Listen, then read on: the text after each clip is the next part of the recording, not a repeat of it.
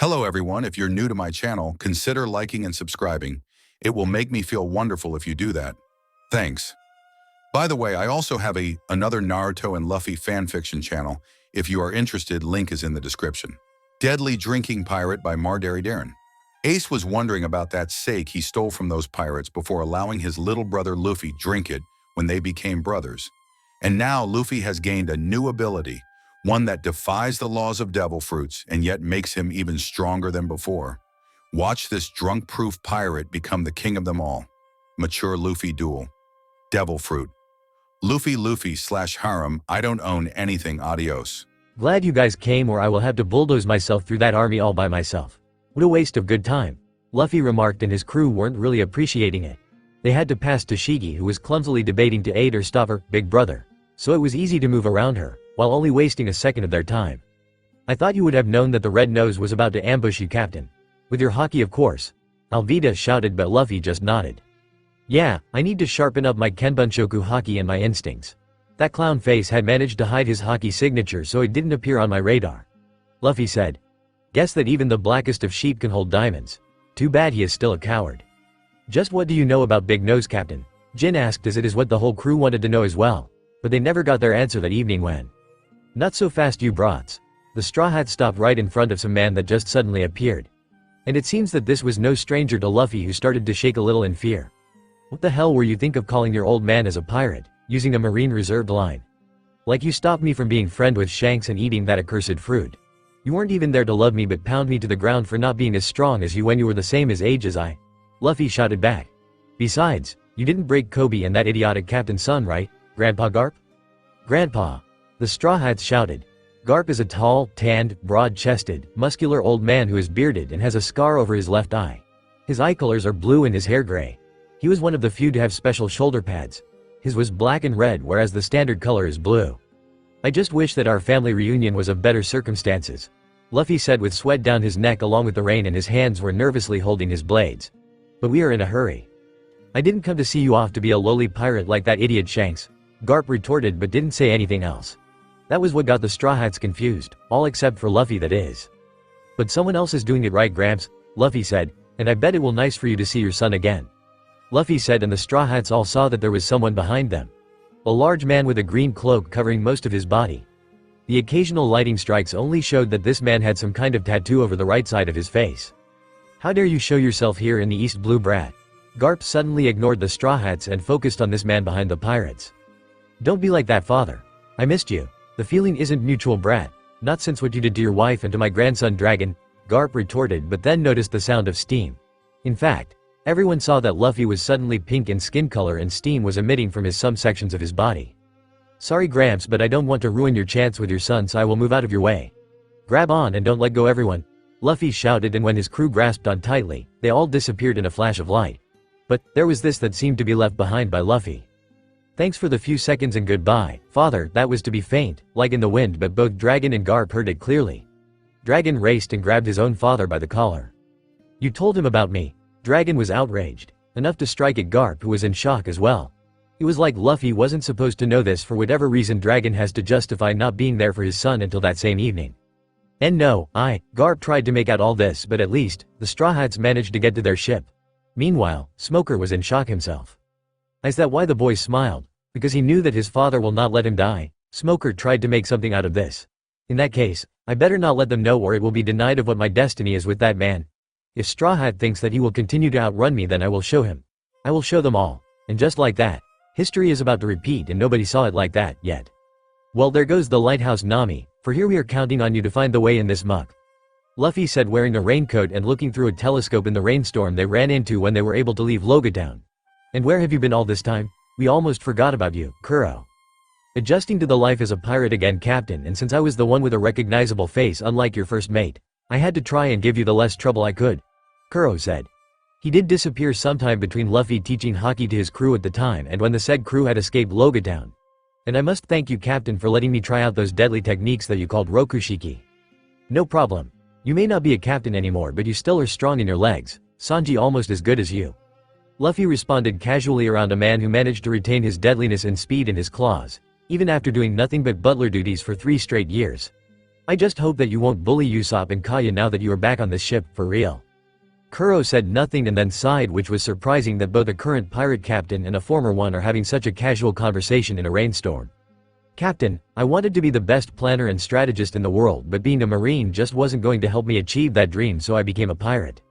Then of course, I let my pride turn me arrogant because I truly felt like the smartest sailor in the world. But when I became Lady Kaya's butler, she truly treated me the complete opposite of when I was a pirate, so I guess that I felt loved instead of hated. Luffy was silent as Kuro continued. I now feel bad that I tried to hurt such a caring and strong girl like Kaya, so I hope to make up for it the best I can. Then you will feel right at home in this crew, Kuro. Luffy then said. After all, there isn't a single person that sails under me that doesn't have a dream to fight for. A dream to fight for. Kuro thought over with a sudden smile on his face, not one of malice or bloodlust, but of actual happiness. Hey, the both of them turned to hear Nami's voice loud and clear despite the heavy rainfall. I have just found out the entrance into the Grand Line, but you really need to see this. Everyone else has already deemed it impossible. Luffy and Kuro looked at one another and shrugged.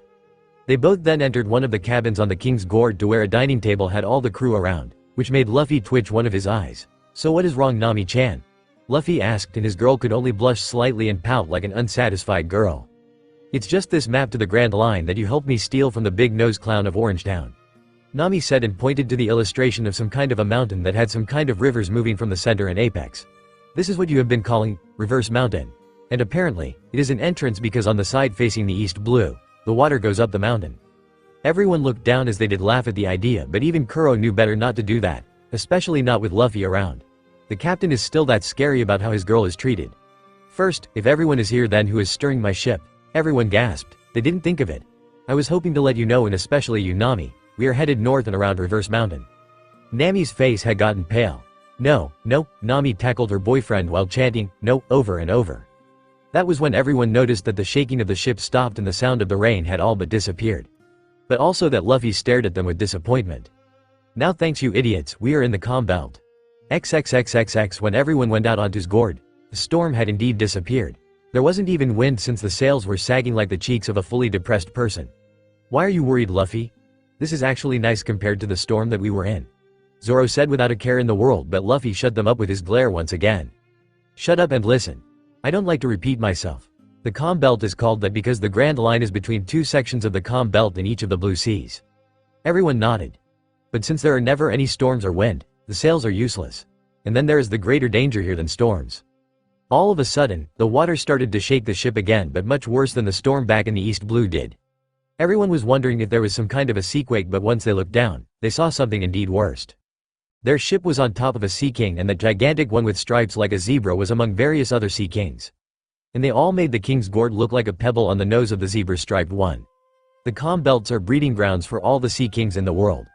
Luffy said with Nami almost fainted in his arms. Now what do we do? Usopp shouted, his usual cowardly demeanor nearly taking over again. Luffy glared at everyone instead of giving a good answer. You guys are getting your training 3 times harder for getting us into this mess? Luffy shouted and everyone cringed. Their training was already difficult and torturous already from their previous punishment. As for me, Luffy said before suddenly stretching his arm in speeds matching that of a rocket. And into the nose of the Sea King they were all stranded on. Where he plucked a nose hair. Now we all wait. Luffy then dropped the gigantic nose hair into the water and then sat on the deck calmly while his arm retracted. Then there was this distinctive sound coming from the Sea King they were on. Sounds like, this monster is going to sneeze. Everyone shouted in a creepy fashion while Luffy smiled and nodded. Exactly. Brace yourselves.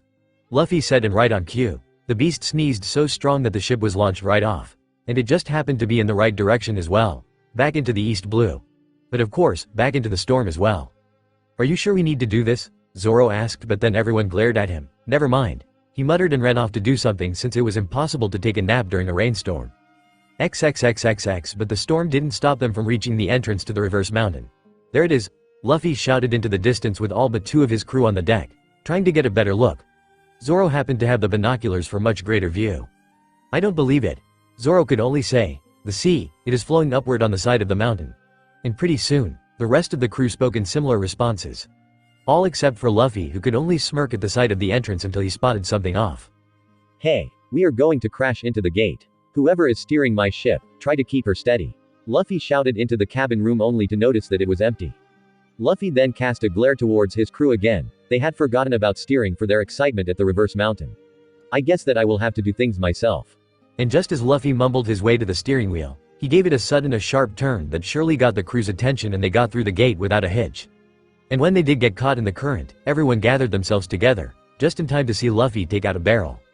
Now that we all are heading to the world's greatest ocean, it is time. Luffy said as he placed the barrel right onto the deck.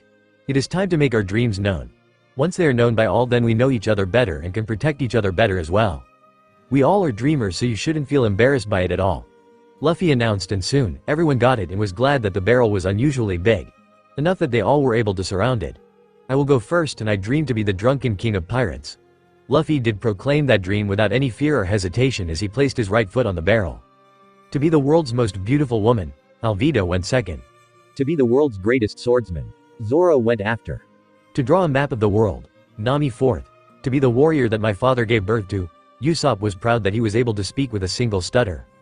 To learn every single healing technique in the world, Kaya went after Usopp, having taken the time to find out what she wanted to do in her life.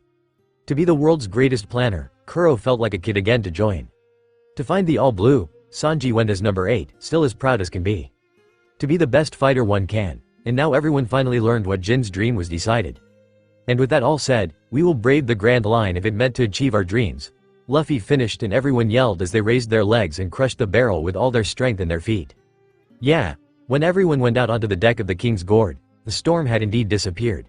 There wasn't even wind since the sails were sagging like the cheeks of a fully depressed person. Why are you worried, Luffy? This is actually nice compared to the storm that we were in. Zoro said without a care in the world, but Luffy shut them up with his glare once again. Shut up and listen. I don't like to repeat myself.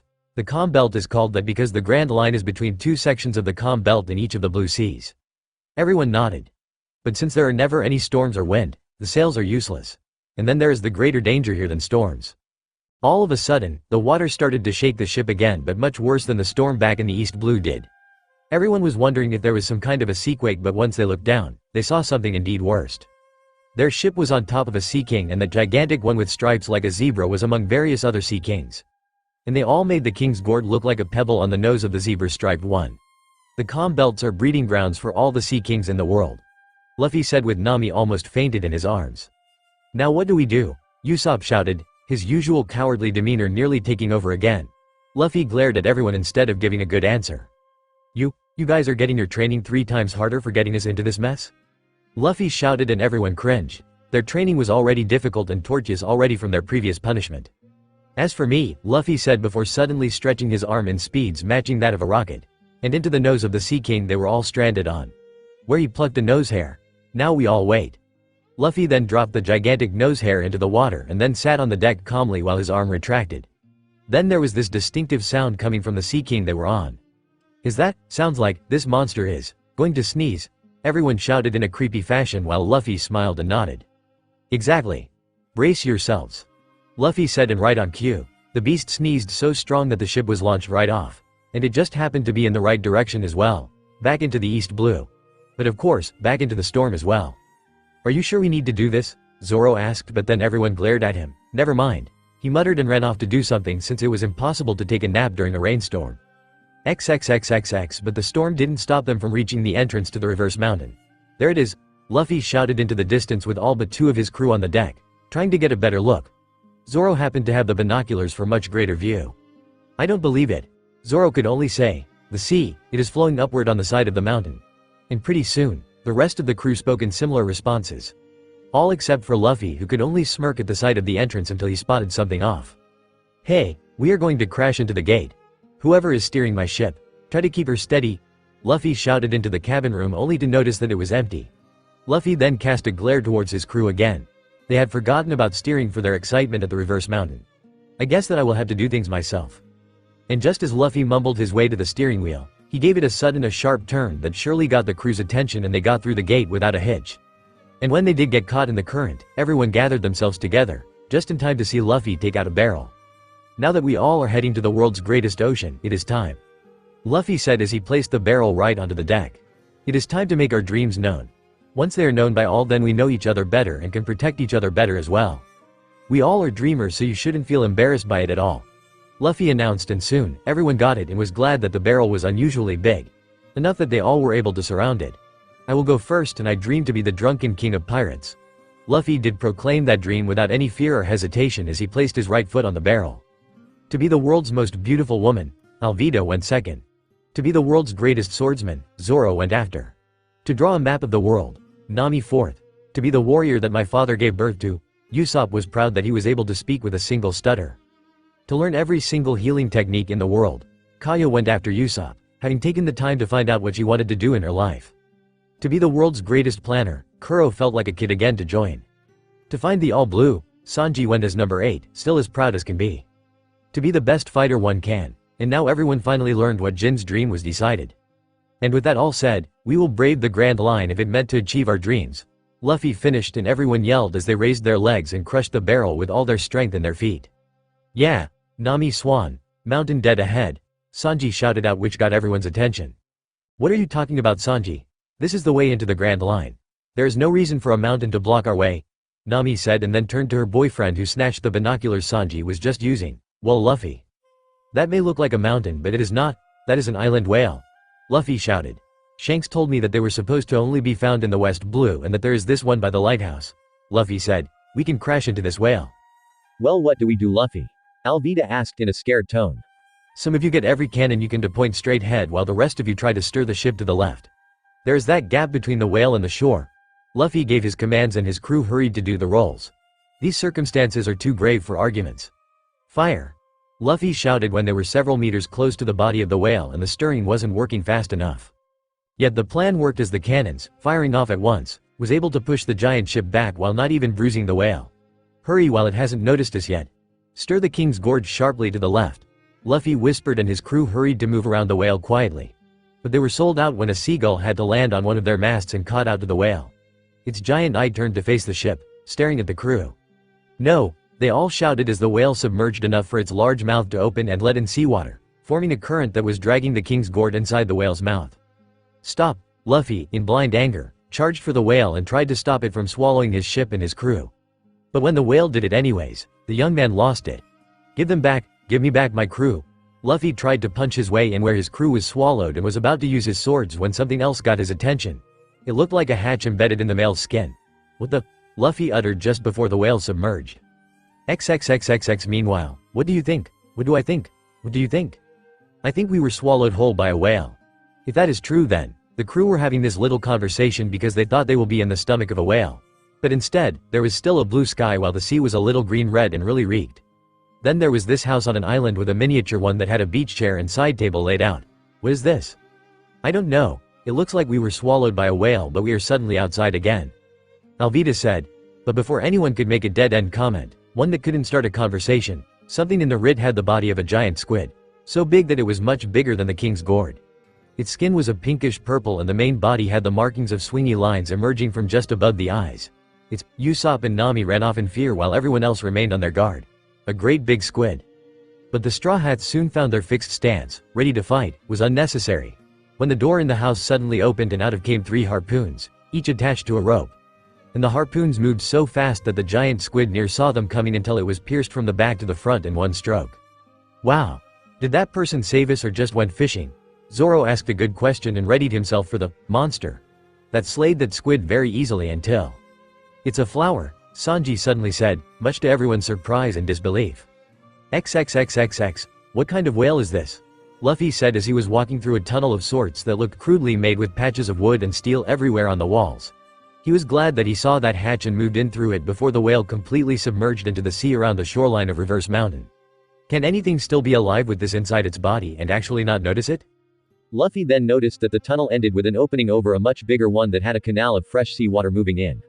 Okay. I am officially shocked and confused. Then Luffy noticed that the tunnel was getting little inclined, so much that he felt himself slipping on the slippery surface, with no way of stopping. Oh, damn it. Back with the Straw Hats. No wait. It's a man. The crew finally got a good look at who killed the royal squid, only 3 harpoons. And he did look like a flower but was more like a man with flower petals in weird places on his body. This man has an appearance based off a flower indeed, as seen with the petals around his head. He has a rather stocky and muscular body, is bald on the top of his head, but with white hair with yellow flower petal-like things, that have purple near the bottom of them, and a white beard that splits in 2 parts. His lower lip is noticeably larger than his upper. He wears a pink shirt with a yellow and green stripe with purple circles in the yellow along with bluish-gray shorts with sandals. He also wears glasses, a seaweed necklace, 3 gold bracelets, and a green gem bracelet on his left wrist. He also has a scar on his left arm. And he said nothing as he made his way to the beach chair, sat down and started to read his newspaper. In fact, he still didn't speak, which eventually drove Sanji to an outburst. Say something, you moron. What is there to say? This is my private resort and you all are trespassing, he finally said like a grumpy old man. But didn't we get swallowed by a whale? Nami asked, and then the man twitched his eye in a way that made the Straw Hats feel like they were in scenes suddenly shifted with dramatic music. Well, Sanji tried to say like a civil man through his sweat. The only whale around here is Laboon and you better not be here to hurt him. And calm yourselves down or someone will get hurt. The man said with an intimidating look and tone that got Sanji to sweat more. Yeah, Sanji said, to be a little braver than he really is. Me, the man said, which finally got Sanji to snap but was held back by Jin and Zoro. Let me kill him, he is driving me up the wall, Sanji shouted in all his frustration and irritation. Calm down, Blondie. Zoro said, we will do this like so. He then turned to the old man. What is your name? Don't you know it is rude to ask one's name if you don't reveal yours? The old man asked like a stern grandfather. Of course. Zoro said in a polite way that only got him covered in sweat. My name is Crocus. I am the lighthouse keeper. I am a Gemini and my blood type is AB. The old man, now awkwardly named Crocus, revealed himself anyways, which finally got Zoro to snap. Let me cut him. It seemed the roles had been reversed and Sanji found himself trying to keep Zoro from attacking Crocus. Can't anyone tell us if we have been swallowed by a whale or not? Alvida said, the silence killing her. But that got Crocus to twitch his eyes again and the process happened again. And 2 times in a row was too much. Stop doing that. The whole crew shouted at once. What's wrong? You never heard of a running gag? Crocus asked like it was no big deal that the pirates were making it seem so. That was a gag. The exit is over there. Crocus calmly said, pointing to a pair of giant iron doors that seemed to part the sky. We can get out? Now this was so confusing that it was also scary. Just where were the Straw Hats? Wait a minute. Something is not right here. Usopp to point out the obvious and then closed his vision on the sky, and more specifically, the seagulls, there too. Hold on, the seagulls aren't moving. Usopp said until he saw the painful truth when there was the name Crocus in white lettering. They are paintings. This is just a dome that is painted to look like the sky. Call it a doctor's hobby, Crocus said, which was now driving Usopp crazy.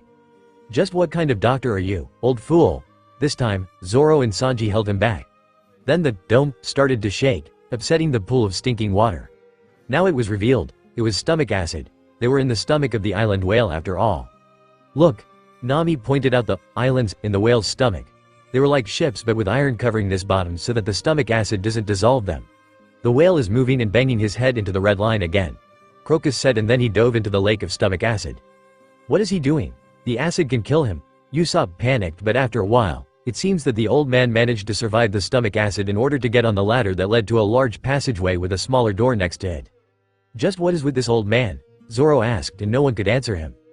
XXXXX. Meanwhile, in another part of the whale, Ready Miss Wednesday.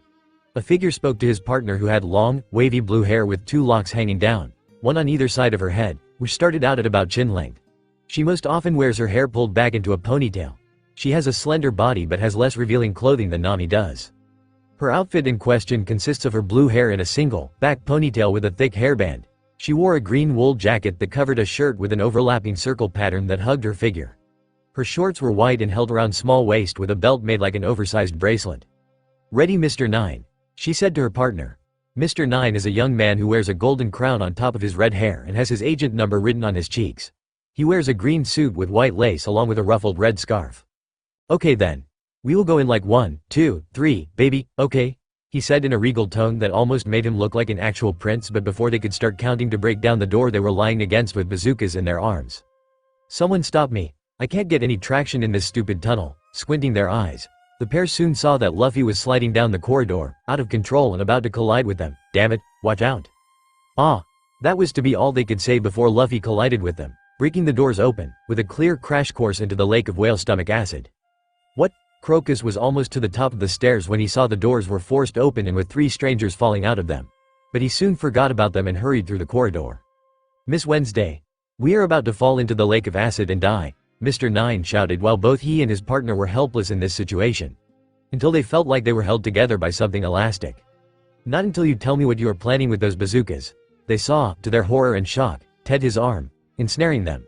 Meanwhile, Luffy had caught onto Zoro's, Nami's and Alvida's hands in order to avoid the lake of acid. And soon enough, Luffy had them both tied up with spare rope.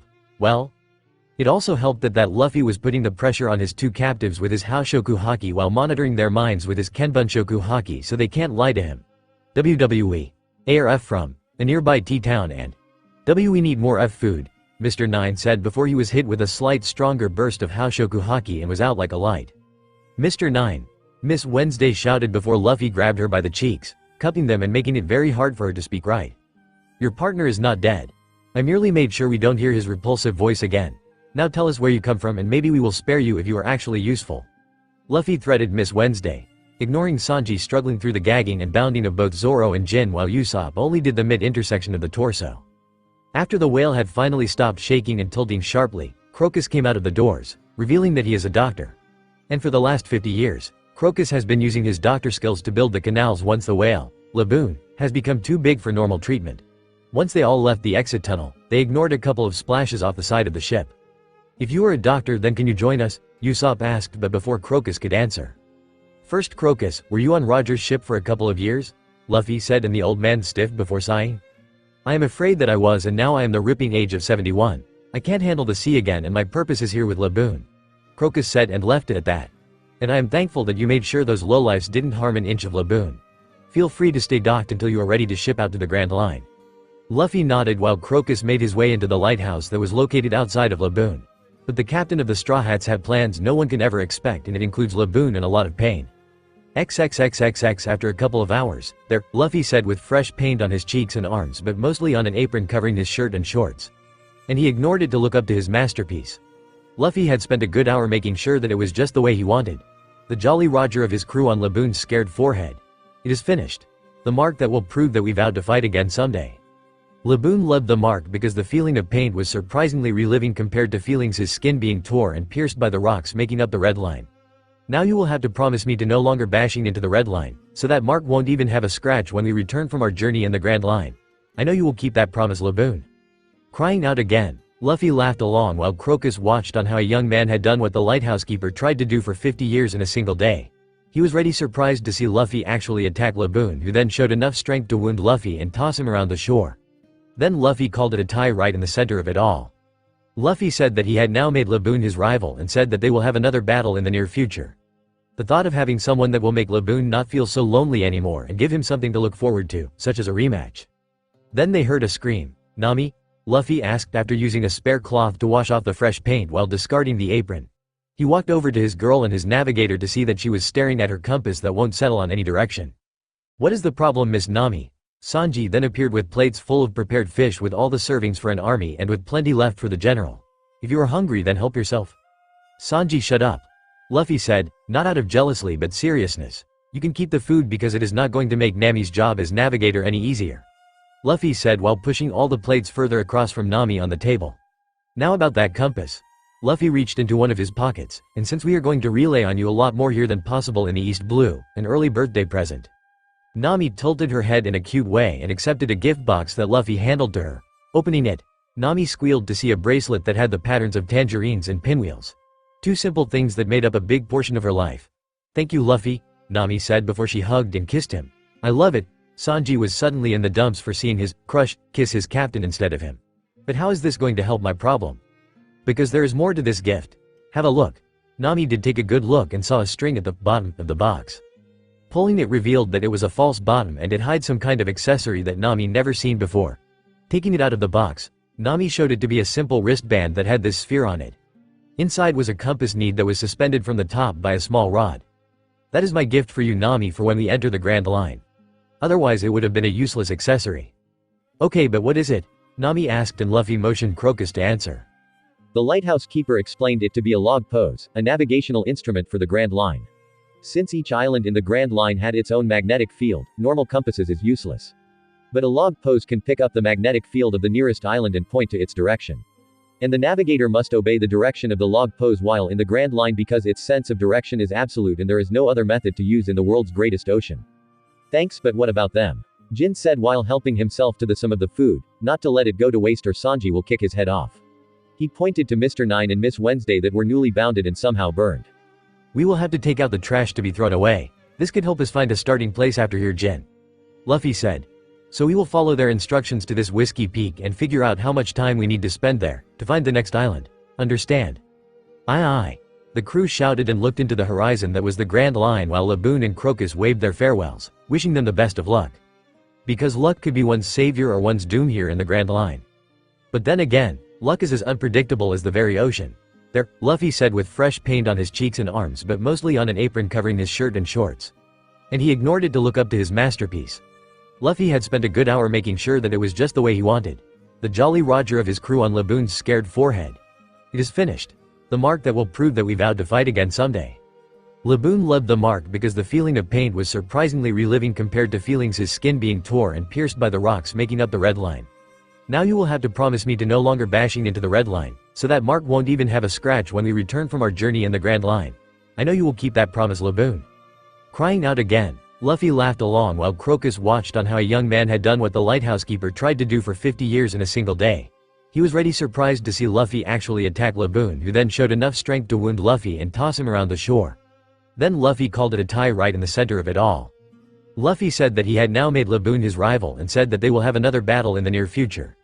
The thought of having someone that will make Laboon not feel so lonely anymore and give him something to look forward to, such as a rematch. Then they heard a scream. Nami? Luffy asked after using a spare cloth to wash off the fresh paint while discarding the apron. He walked over to his girl and his navigator to see that she was staring at her compass that won't settle on any direction. What is the problem, Miss Nami? Sanji then appeared with plates full of prepared fish with all the servings for an army and with plenty left for the general. If you are hungry then help yourself. Sanji, shut up. Luffy said, not out of jealousy but seriousness. You can keep the food because it is not going to make Nami's job as navigator any easier.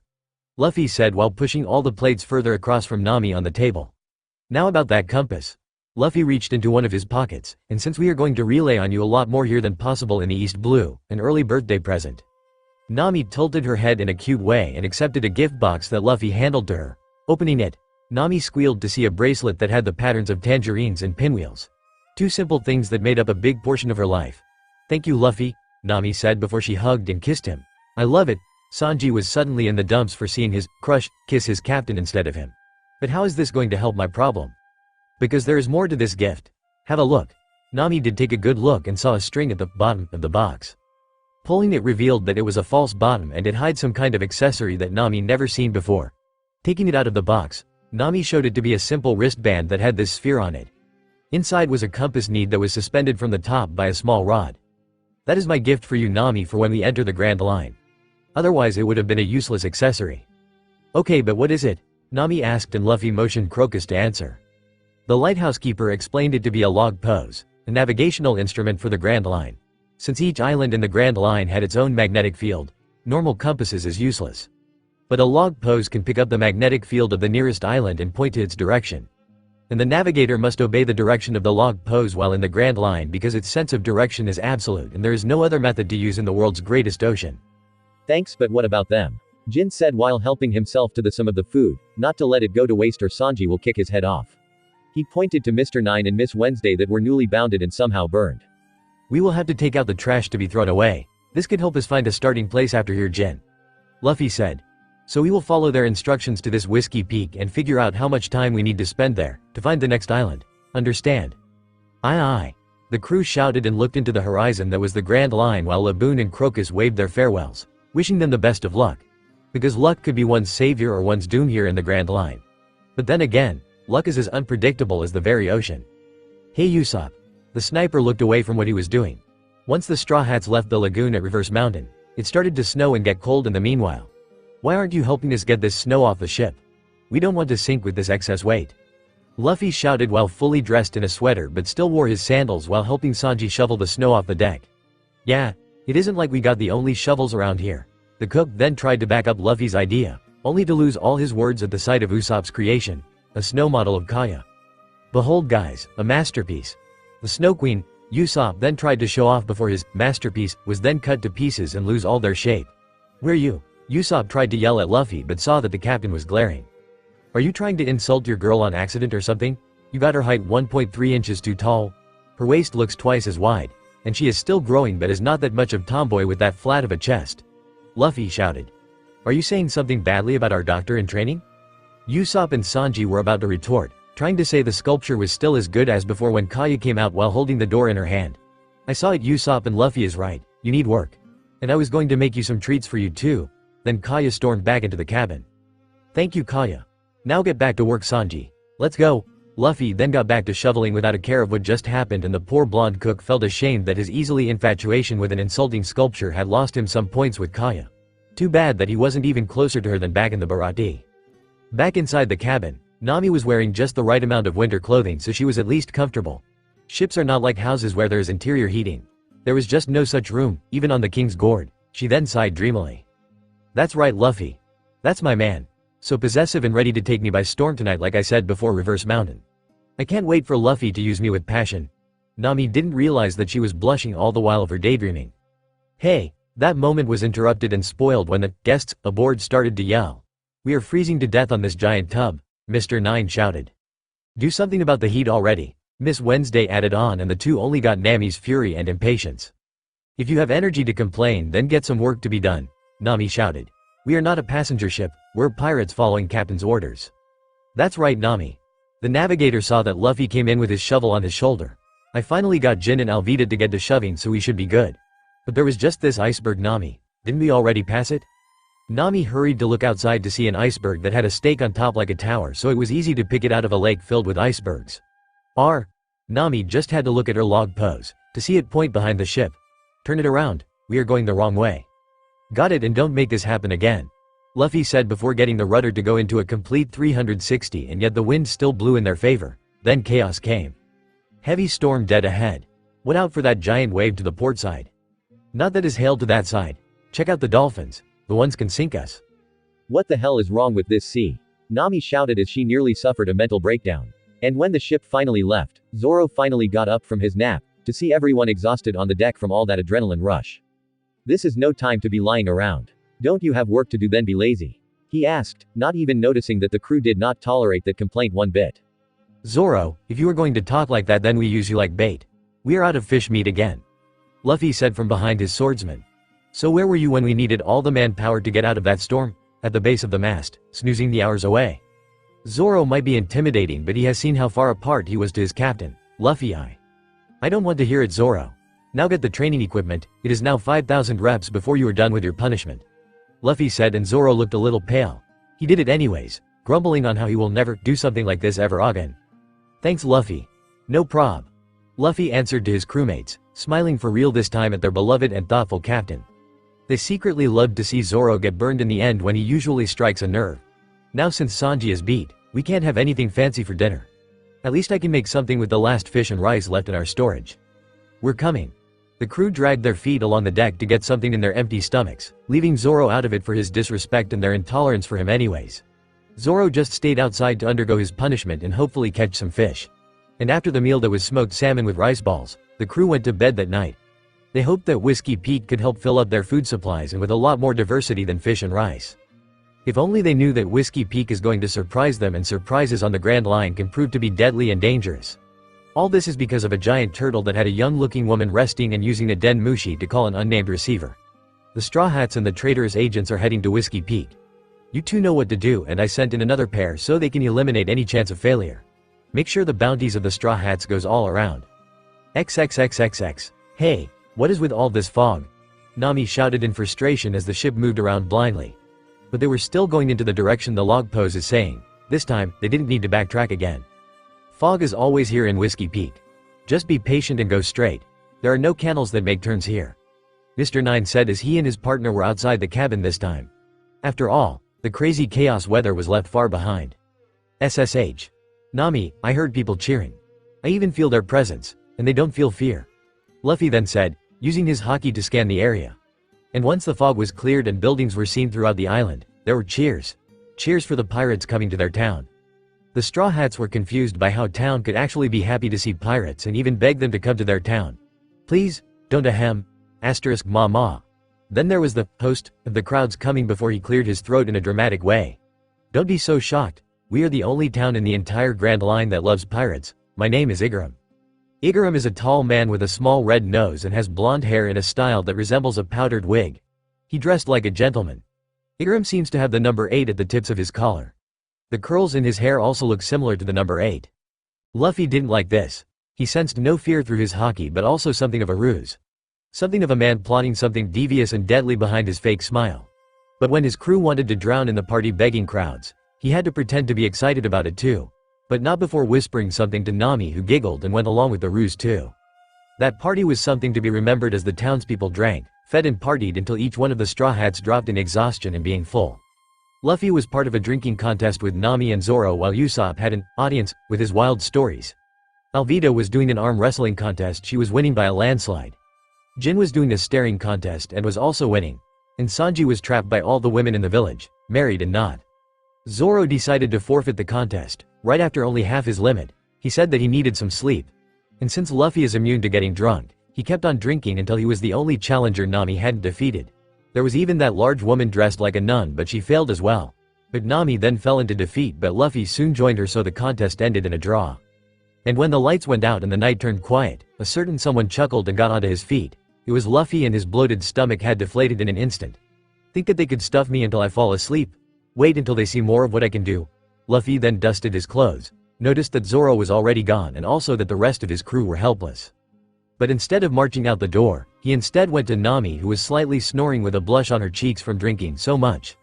Luffy gently lifted her and taken Nami out of the room and outside, on top one of the buildings. But there is this that I will prefer no one but you see, not just yet.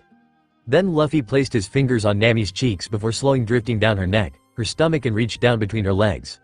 All the while, Nami groaned in delight. Then she gently woke up to Luffy sticking in one of her private parts.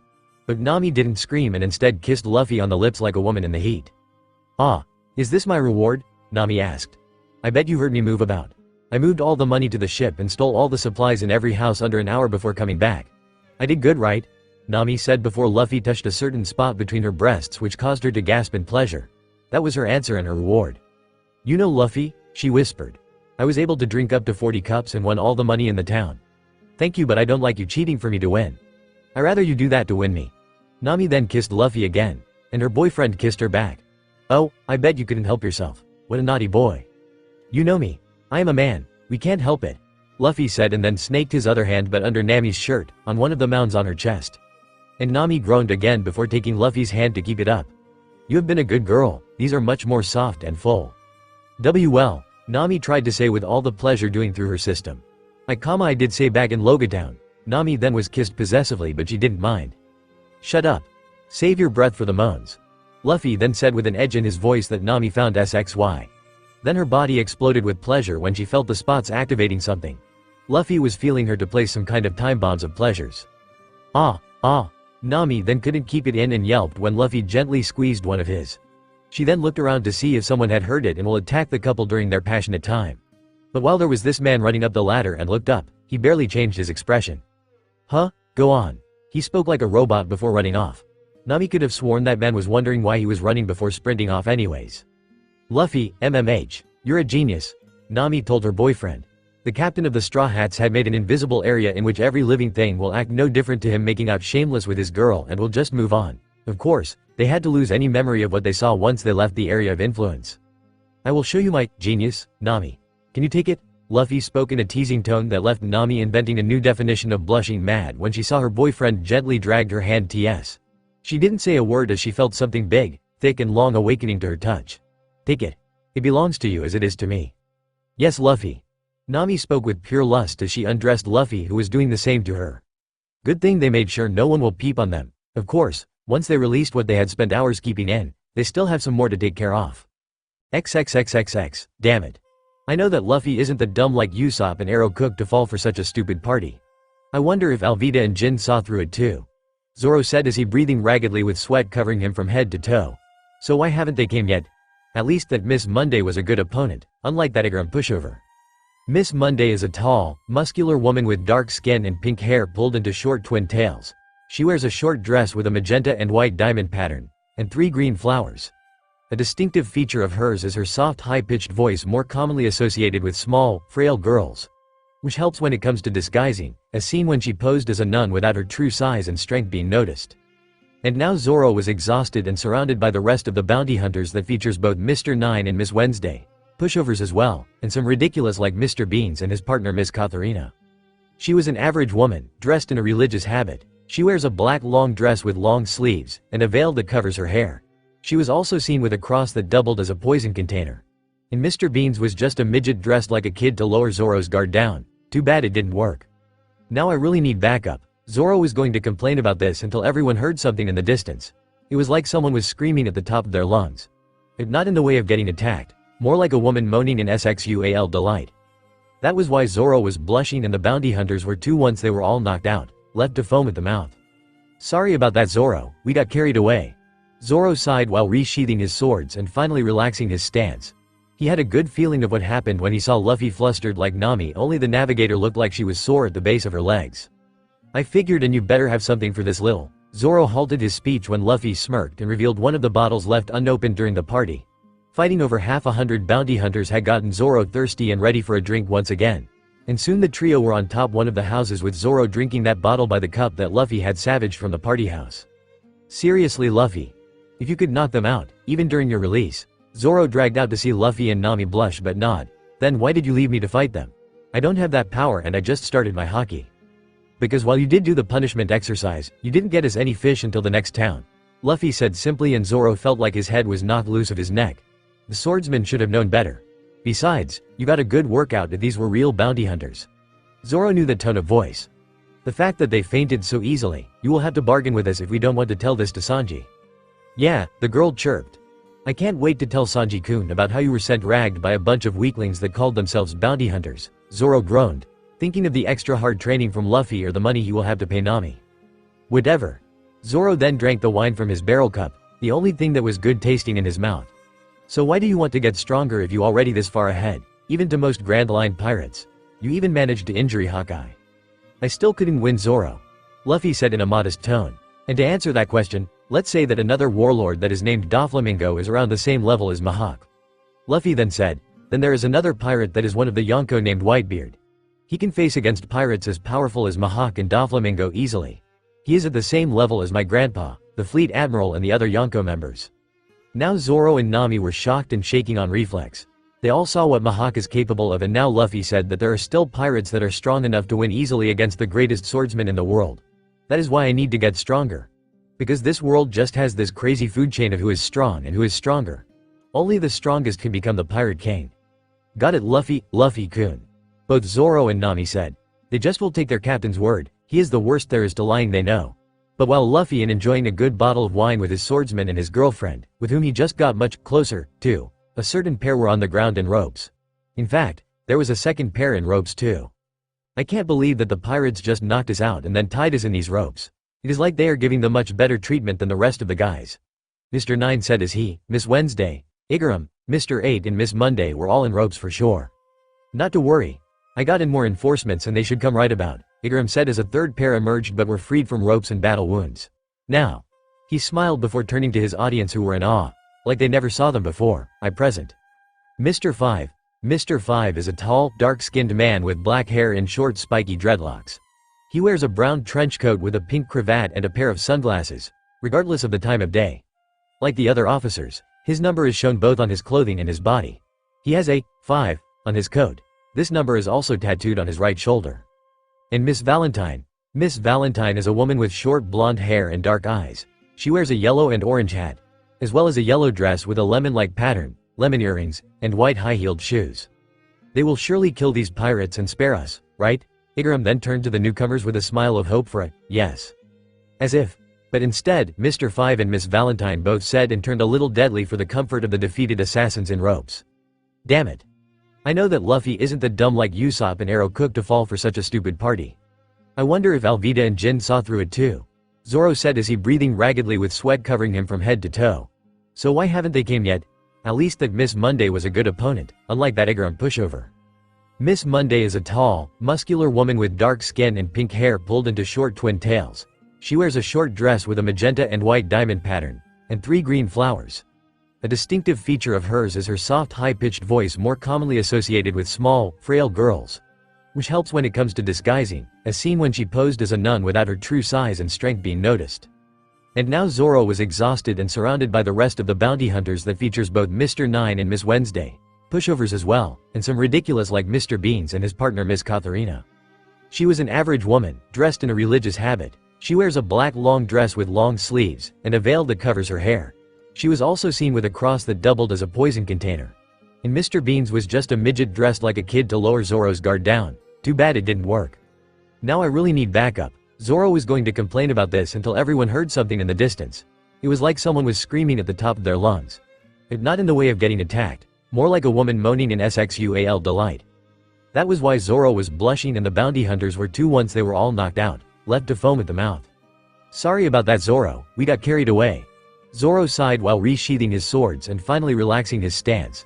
He had a good feeling of what happened when he saw Luffy flustered like Nami, only the navigator looked like she was sore at the base of her legs. I figured, and you better have something for this Lil. Zoro halted his speech when Luffy smirked and revealed one of the bottles left unopened during the party. Fighting over 100 bounty hunters had gotten Zoro thirsty and ready for a drink once again. And soon the trio were on top one of the houses with Zoro drinking that bottle by the cup that Luffy had savaged from the party house. Seriously Luffy. If you could knock them out, even during your release. Zoro dragged out to see Luffy and Nami blush but nod. Then why did you leave me to fight them? I don't have that power and I just started my haki. Because while you did do the punishment exercise, you didn't get us any fish until the next town. Luffy said simply, and Zoro felt like his head was knocked loose of his neck. The swordsman should have known better. Besides, you got a good workout if these were real bounty hunters. Zoro knew the tone of voice. The fact that they fainted so easily, you will have to bargain with us if we don't want to tell this to Sanji. Yeah, the girl chirped. I can't wait to tell Sanji-kun about how you were sent ragged by a bunch of weaklings that called themselves bounty hunters. Zoro groaned, thinking of the extra hard training from Luffy or the money he will have to pay Nami. Whatever. Zoro then drank the wine from his barrel cup, the only thing that was good tasting in his mouth. So why do you want to get stronger if you already this far ahead, even to most Grand Line pirates? You even managed to injure Hawkeye. I still couldn't win Zoro. Luffy said in a modest tone. And to answer that question, let's say that another warlord that is named Doflamingo is around the same level as Mihawk. Luffy then said, then there is another pirate that is one of the Yonko named Whitebeard. He can face against pirates as powerful as Mihawk and Doflamingo easily. He is at the same level as my grandpa, the fleet admiral, and the other Yonko members.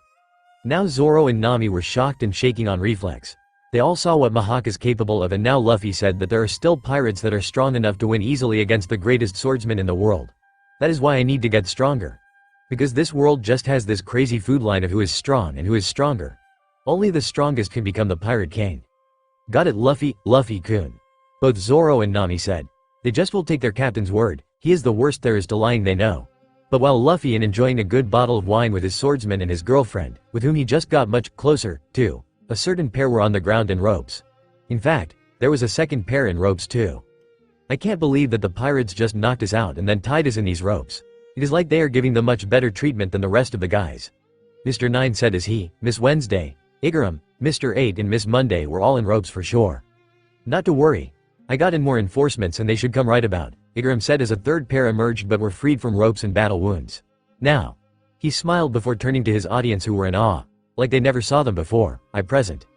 Mr. 5. Mr. 5 is a tall, dark-skinned man with black hair and short spiky dreadlocks.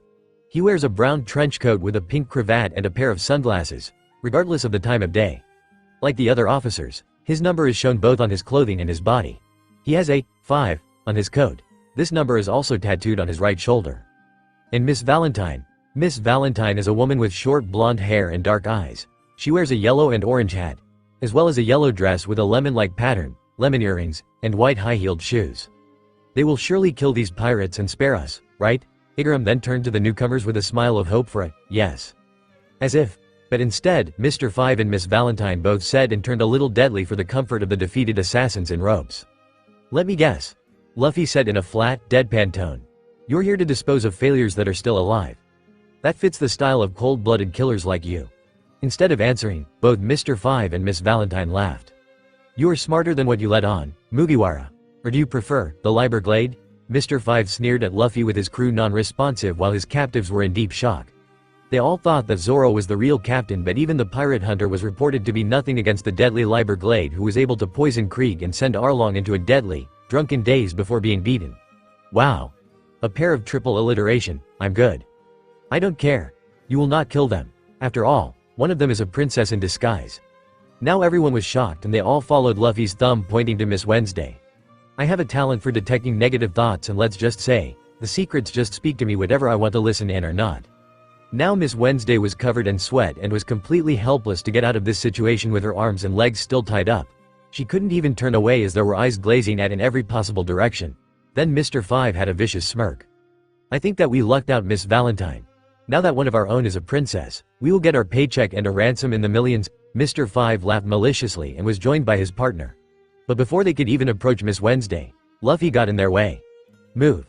That's our gold mine you're blocking. Murder, kidnapping, ransoming, human trafficking, stealing, Luffy simply said. You all are no different than evil pirates. Ones that makes pirates like us look bad. Then Luffy stopped before smirking. And no wonder. Your boss is none other than a pirate. Crocodile, am I wrong?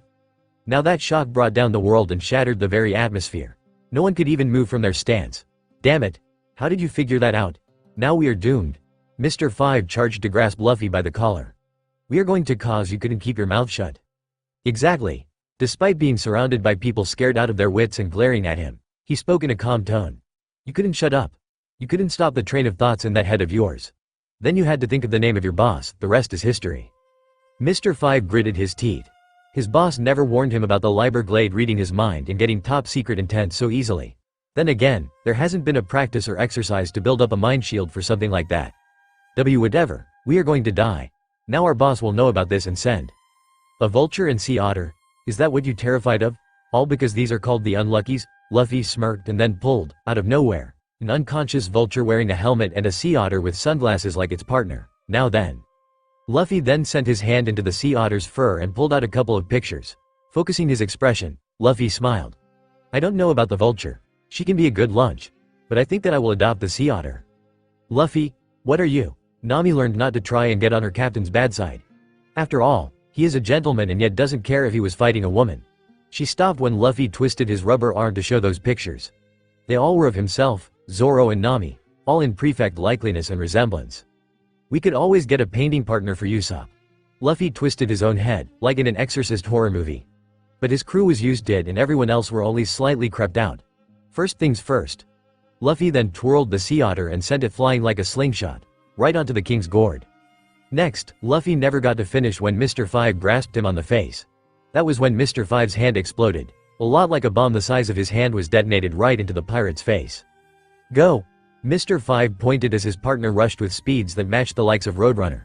Then Miss Valentine jumped up, about half the height of a skyscraper. I see Kiro Puresu, she shouted once she raced down to the town road like a meteor, right on Luffy. Meanwhile, everyone could only do two things. 1. Wait for the smoke to clear, and 2. Listen to Mr. Five's annoying rant. Haha. I knew that you underestimate me and my Akuma no Mi. The Bomu Bomu no Mi. Not caring that no one was listening, Mr. Five went on. With it, my body lets off explosions that are as strong actual bombs, only stronger, and since I blow up at will, I can't be affected by explosions myself. Cannonballs can't even hurt me. Mr. Five laughed after that rant. And to further annoy his audience. And Miss Valentine's power is the Kilo no Mi. She can control her own weight, ranging from 10 ounces to 10 tons. You will just be crushed like a bug. Mr. Five continued to laugh until he saw what not only shocked him but everyone else. Once the smoke cleared, Luffy was not crushed. Instead, he was the one crushing Miss Valentine's throat, that is. 10,000 kilograms? You are insulting me. I feel those like pebbles in the wind. Luffy then simply flicked his finger into Miss Valentine's stomach, caving it in and knocking her out. But you are also insulting yourself. Which is why I have plans to keep you. Hey, Mr. Five proved to be foolish as well as impatient to ruin Luffy's moment when the former felt ignored. I was the one that blew up in your face. I can take you on and, just like with before, but in reverse. Luffy moved fast enough to grab Mr. Five on the face, interrupting any more of Mr. Five's rants. I am the one that is going to blow up in someone's face. Yours. Luffy said with a sadist tone that made Mr. Five sweat slightly. And because of your own impatience, you will get the hard way. After all, I also have plans for you. Luffy then raised Mr. Five significantly and twisted the potion of the assassin's body to face the ground face first, and land face first he did. Once the anticlimactic scene was over, Luffy walked over to Miss Wednesday and Mr. 8 and grasped their ropes, pulling them off like the string on a spinning top. Now while we pack up and blow this dirty popsicle stand, you better explain why the princess and her 8 are doing with assassins. Luffy said and used the pair of ropes to tie up Miss Valentine and Mr. 5. Wait, what about us? Mr. Nine shouted while Miss Monday growled, trying to be intimidating, but they both were silenced by Luffy's own glare. To them, they were trying to stare down an angry sea king. All I have to say is that you two make the cutest couple. Here, Luffy then pulled out a simply knife, obviously not his, and threw it at their feet. Once you get out, we will be long gone. That means, you two will have the place all to yourselves. You will thank us later. Luffy then stretched his arms to retrieve Mr. Five and Miss Valentine while approaching his crew and newly released captives. Come on, these two will just be a distraction. A talk with a princess should never have such vulgar witnesses like them. What? Mr. Nine shouted while his feet barely got the knife, but this time, everyone glared back. Never mind. And then Mr. Nine hurried to free himself while Miss Monday breathed down his neck to hurry up. That was to be the last anyone has seen of that strange pair that looked indeed like a cute couple. XXXXX. And that's it, Luffy said once Miss Wednesday, real name to Vivi, finished her story. That she wasn't an assassin, but a spy. A princess that infiltrated the ranks of this organization of fellow spies and real assassins that are called Baroque Works. The reason? Apparently, Baroque Works has this sinister plan for Vivi's desert home country that is named Alabasta. Vivi wanted to find out what and how she can get her country ready for what could be best called a false civil war. Yes, now that Vivi had ditched the accent and hairstyle, she looked barely anything like the so-called assassin named Miss Wednesday. Vivi looks much younger than Miss Wednesday, and far more beautiful with her hair let down. I just figured out who the boss is, and that only spells more trouble for my home. I guess that I don't need to share the name. Vivi then looked at Luffy with a mixture of emotions. Anger for the danger of his own unveil all the way to confusion that Luffy did while confident that there was no danger. Just what kind of man is Luffy? You could explain two things actually. Luffy responded. The first one is plainly and painfully obvious. Your aide is a crossdresser. Why? His audience looked like their eyes were inked out black at the mere thought of a guy like Igaram being a crossdresser. Look. Luffy then pointed for everyone to see a nightmare come true. Igaram, with woman's clothes and makeup. It's going to hem ma ma. It's going to be okay, princess. It was hard to take Igaram seriously with this ridiculous attempt to pass himself as Vivi. The Straw Hats couldn't stop themselves from laughing while Vivi was trying to talk her aide out of the disguise and that he was going to take the fall for her failure. That was when the Straw Hats stopped laughing and got serious again. Even with the unluckies out of the way, there is still a good chance that Baroque Works is aware of Vivi and Igaram failing to capture the Straw Hats and trying to abandon the organization. But Igaram was as stubborn as he was foolish. He went and took the only other ship than the King's Gourd in order to take the only way out of Whiskey Peak. Meanwhile, Nami had to take Vivi through the town in search of her pet duck. Luffy went for the rest of his crew while Zoro took both Mr. Five and Miss Valentine on board the King's Gourd and make preparations to leave the dock. And while they were at it, there was an explosion at the mouth of the river where the water becomes the sea. In the shadow of the flaming wreck of Igaram's ship, there was a slender woman in her late 20s, giggling. A decoy? That is too ridiculous to even laugh at. Me prevented any more detail about her to be visible. XXXXX. Once Zoro got both anchors out of the water, with his bare hands and sheer strength. Hey, I found them. Zoro heard his captain's voice, which was followed by the sound of a couple of bodies landing hard on the deck. It was Usopp, Jin and Sanji. All were still out like drunken animals and all had Alvida on the top of the pile, out like lights as well. Seriously, Captain.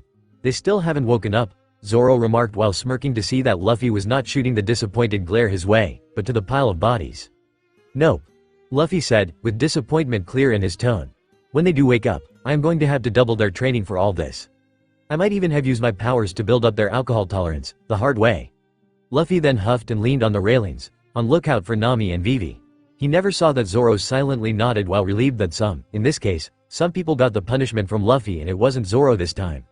But then Zoro heard the argument between two women and joined Luffy to see Vivi and Nami yell something about a duck. When Luffy called out, they both got this as a response. Apparently her duck has gone missing, now she is refusing to leave without him. Luffy had no idea about a duck until Zoro pointed to one. A duck indeed, but was as big as a horse that had an arrow helmet on his head and a saddle on his backside. This duck? Zoro finally spoke up and pointed at it. When the duck waved, hello, the women recognized the duck perfectly. They even yelled out in disbelief that they were searching the town for nothing, was on board before me. Vivi confirmed that now her duck was on the ship, it was time to leave. She explained about the river leaving out of Whiskey Peak, so Luffy and Zoro turned the massive ship into that direction. That was when, hey, the ship is leaving. That was the unforgettable voice of Usopp the sniper. And pretty soon, Usopp was joined by Sanji and Jin, who both protested leaving Whiskey Peak. They spoke about all the storytelling, the wonderful women, and the staring contests. They were winning until a certain chill came over them. And it was Alvida who noticed and cringed to see Luffy staring them all down like the devil himself. When the others looked up once they felt Alvida stiffen up, they were sweating buckets all over. Luffy then gave them a beating like never before and returned his focus back on navigating the King's Gourd off the island. "Did you give them the short version?" Nami asked like an innocent kid, and Luffy smirked. "I left out most of the details." Nami just giggled and pecked her boyfriend on the cheek. She was enjoying that Luffy looked so sxy when he was acting the mischievous monkey kind that he was. "Too bad you were taken because you are so sxy." Then a woman's voice was heard, and Luffy was wondering why he didn't recognize the signature that the voice seemed to originate from. "I am taken, Nami. By you. And thanks for the compliment." Luffy smirked at Nami again but lost it when he saw that Nami was confused. Come to think of it, that voice was much too deep to be Nami's. Then who? "I see, the Mr. Captain has a relationship with Miss Navigator. Truly a couple that are lost without each other. I always dreamed of being the lucky girl." Luffy and Nami finally heard that voice well enough to look up. And they saw, with everyone else finally aware, that they had a stowaway. One that Vivi seems to recognize out of the other pirates. Miss Sunday, the boss's partner. Luffy then got a little smile on his face. "Crocodiles," Luffy muttered. "She is much too beautiful to be some crime boss's bad girl." Even though he spoke that in a low tone, Nami pulled her boyfriend closer and showed a pout. Because of that, they both never noticed that this Miss Sunday had a slight blush on her tan cheeks. Miss Sunday is a tall, slender, yet athletic woman with shoulder-length black hair. Her eyes were blue and she has a long, thin and defined nose. Finally, her limbs are very long, especially her legs, contributing greatly to both her overall height. Miss Sunday wears a gold armband with white strings attached to it with the letter N on it. She also had a similar one with BW on it, which could be for Baroque works. Her outfit was composed of a skimpy cowgirl outfit consisting of a purple cleavage exposing corset and matching miniskirt, both with white ornaments hanging from them, and a white fur-lined coat paired with a white cowboy hat and white high-heeled boots. "Sorry, Miss Navigator, I meant what I said. Your man is devilishly handsome. I'm getting a little hot under the collar.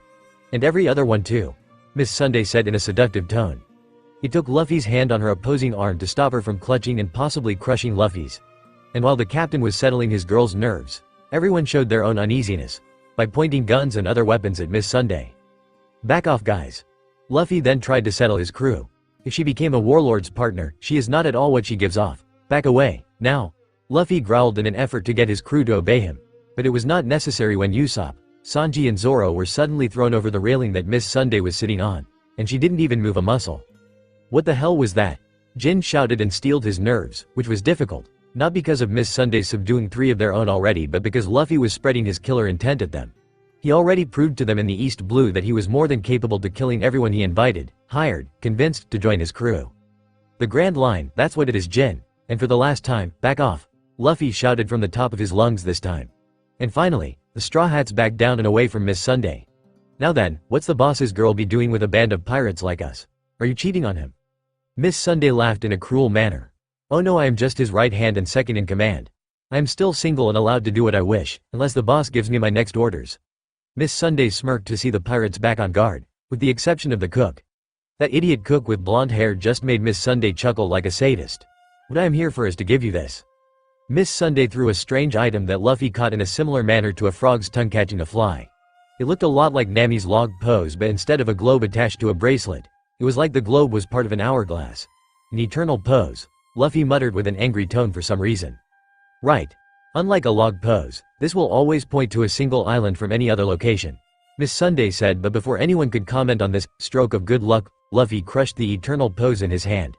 This caused his crew to go silent in shock and Miss Sunday to raise her eyebrow. "That was not nice. I gave you a gift and you reject it?" "We know where to go," Luffy said. "Besides, you are our enemy. And our enemies have no right to decide our course. You will just lure us into traps or see to it that we will never make it to Alabasta," Luffy explained with a calm tone that showed just how little he trusted of Miss Sunday. Nami and Vivi were about to scold Luffy for his actions, but after hearing him out, they lost any words they wanted to say. It was true, and it was also trusting an enemy too much.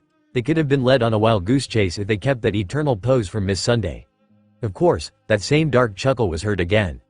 "That is rather smart for such a bad boy your captain is. But your luck is running out."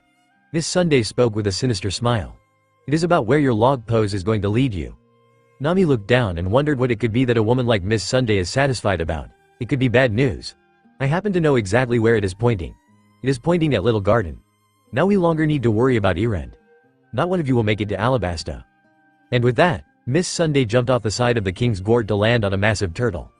Let's go and tell the boss that the Straw Hats are heading in this direction. The turtle nodded and swam away with speeds contrary to the very nature of turtles. All the while, Miss Sunday was comfortable, making a phone call to her boss. XXXXX, of course. I can't forget about you too. Luffy said the next morning, staring down both of his captives aka Mr. 5 and Miss Valentine. They were still bound but instead of fully tied up, only their legs and arms had rope tied into knots. I hate for the two of you to rot away with scum like that of Crocodile's gang. Luffy smirked to see that saying the boss's name had gotten them both to give up on talking back. What are you going to do to us? Miss Valentine stuttered. The memory of being knocked out with such force in her stomach was fresh in her mind. And now she is afraid of what Luffy will really do, going all out, they all always do. Since you are part of an organization led by a warlord, a pirate, it means you two are no more than lowly pirates yourselves. Luffy got straight to the point. That is why you are going to be with my crowd. Sensing both of them about to protest, Luffy quelled such emotions with a burst of ki their way. And because you are now my pirates, I am going to train to the ground. That is what I am going to do. I am going to train you so you won't just one-trick ponies like you let off at Whiskey Peak. Luffy first turned to Mr. 5. You say that you safely self-destruct any part of your body, but you didn't try to use that ability to repel my move to silence you. Have you ever thought of such a thing? It can help against sheer numbers. Armies are cowardly without their numbers. Luffy smirked to see that Mr. 5 had no real answer to give. Then he turned to Miss Valentine. So you can freely control your body weight without affecting your body shape or mass. She nodded with the speed of a woodpecker and Luffy smiled wider. I see that you were able to get the drop on me since you gain a boost in speed once you used your lower limit of your powers. That is just dandy, but have you ever thought of being able to use that power on a selected part of your body? With that, you befit from both your lightest and your heaviest weights. Seeing that he made his point, Luffy then moved his arm in a blur. That caused the ropes to come undone, releasing both Mr. 5 and Miss Valentine. Good that I got that cleared. Come, it is time for breakfast. Luffy was about to open the door to the mess hall after climbing the small staircase when he turned back to them both. And if you want me to take it easy on you later today, you better not try anything and not hide anything from any of us. And then the Straw Hats had their breakfast. Thankfully, Luffy had a spare table and tablecloth for times that are more mouths to feed in a sudden. And while the Straw Hats don't seem to mind Vivi, a princess, eating with them, they were a little distant from the two newly unbound captives that Luffy said to be part of their crew. They were still not trusting those who were once part of the same criminal organization that had the likes of Miss Sunday as their boss. That is, until Vivi, ignoring everyone whispering to her, approached them with her plate still covered in food. Hey! Are you two alright? Vivi asked. She was definitely not the stereotypical princess. They will never associate themselves with the commoners, but not Vivi. We will be fine, Mr. 5 said, playing with his food instead of eating it. If only we didn't have to dread Straw Hat's torture that he calls training as soon as we have our breakfast. I don't even feel hungry. How about you, Carol? Vivi was surprised to hear Mr. 5 call his partner such a casual name instead of the code names. The same, Frank. Miss Valentine, or Carol, responded. For once, I wish that I didn't have to eat. Everything I was starving to death every single day. Well, at least you won't starve on Mr. Luffy's ship. Vivi said meekly. I am sure that he can be rough, but he is at least fair about it. That also didn't help until they all felt someone familiar staring down their backsides. Funny you should say that after how you only know me since you tried to kill an innocent whale without an inch of remorse. Luffy said in a tone that spoke for all present. Vivi was trying to settle down two new crewmates in a way that is not even helping herself. That is considerably low and swallow. But you're right, of course. I don't let anyone starve to death or anything while you are on my ship. Besides, you want to get strong and not stay weak for the rest of your lives, right? Silence reigned in the dining room, with a cook that was only a few steps from scolding Luffy for being mean and disrespectful towards Carol, not really caring about Frank. Yes. Frank spoke that time. We wanted to be strong and Baroque Works promised that. We thought that we gotten somewhere by being one of the top 5, under Mr. Zero. The boss or Crocodile if you are getting tired of hearing it.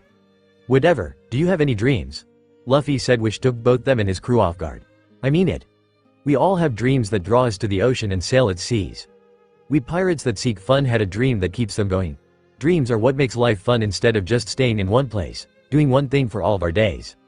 Well, Carol stuttered. She really wanted to answer to Luffy, but her voice was as shaken up as the rest of her body. It took until Frank rested his hand on his partner's shoulder. We do have dreams. I want to help others by becoming a firefighter.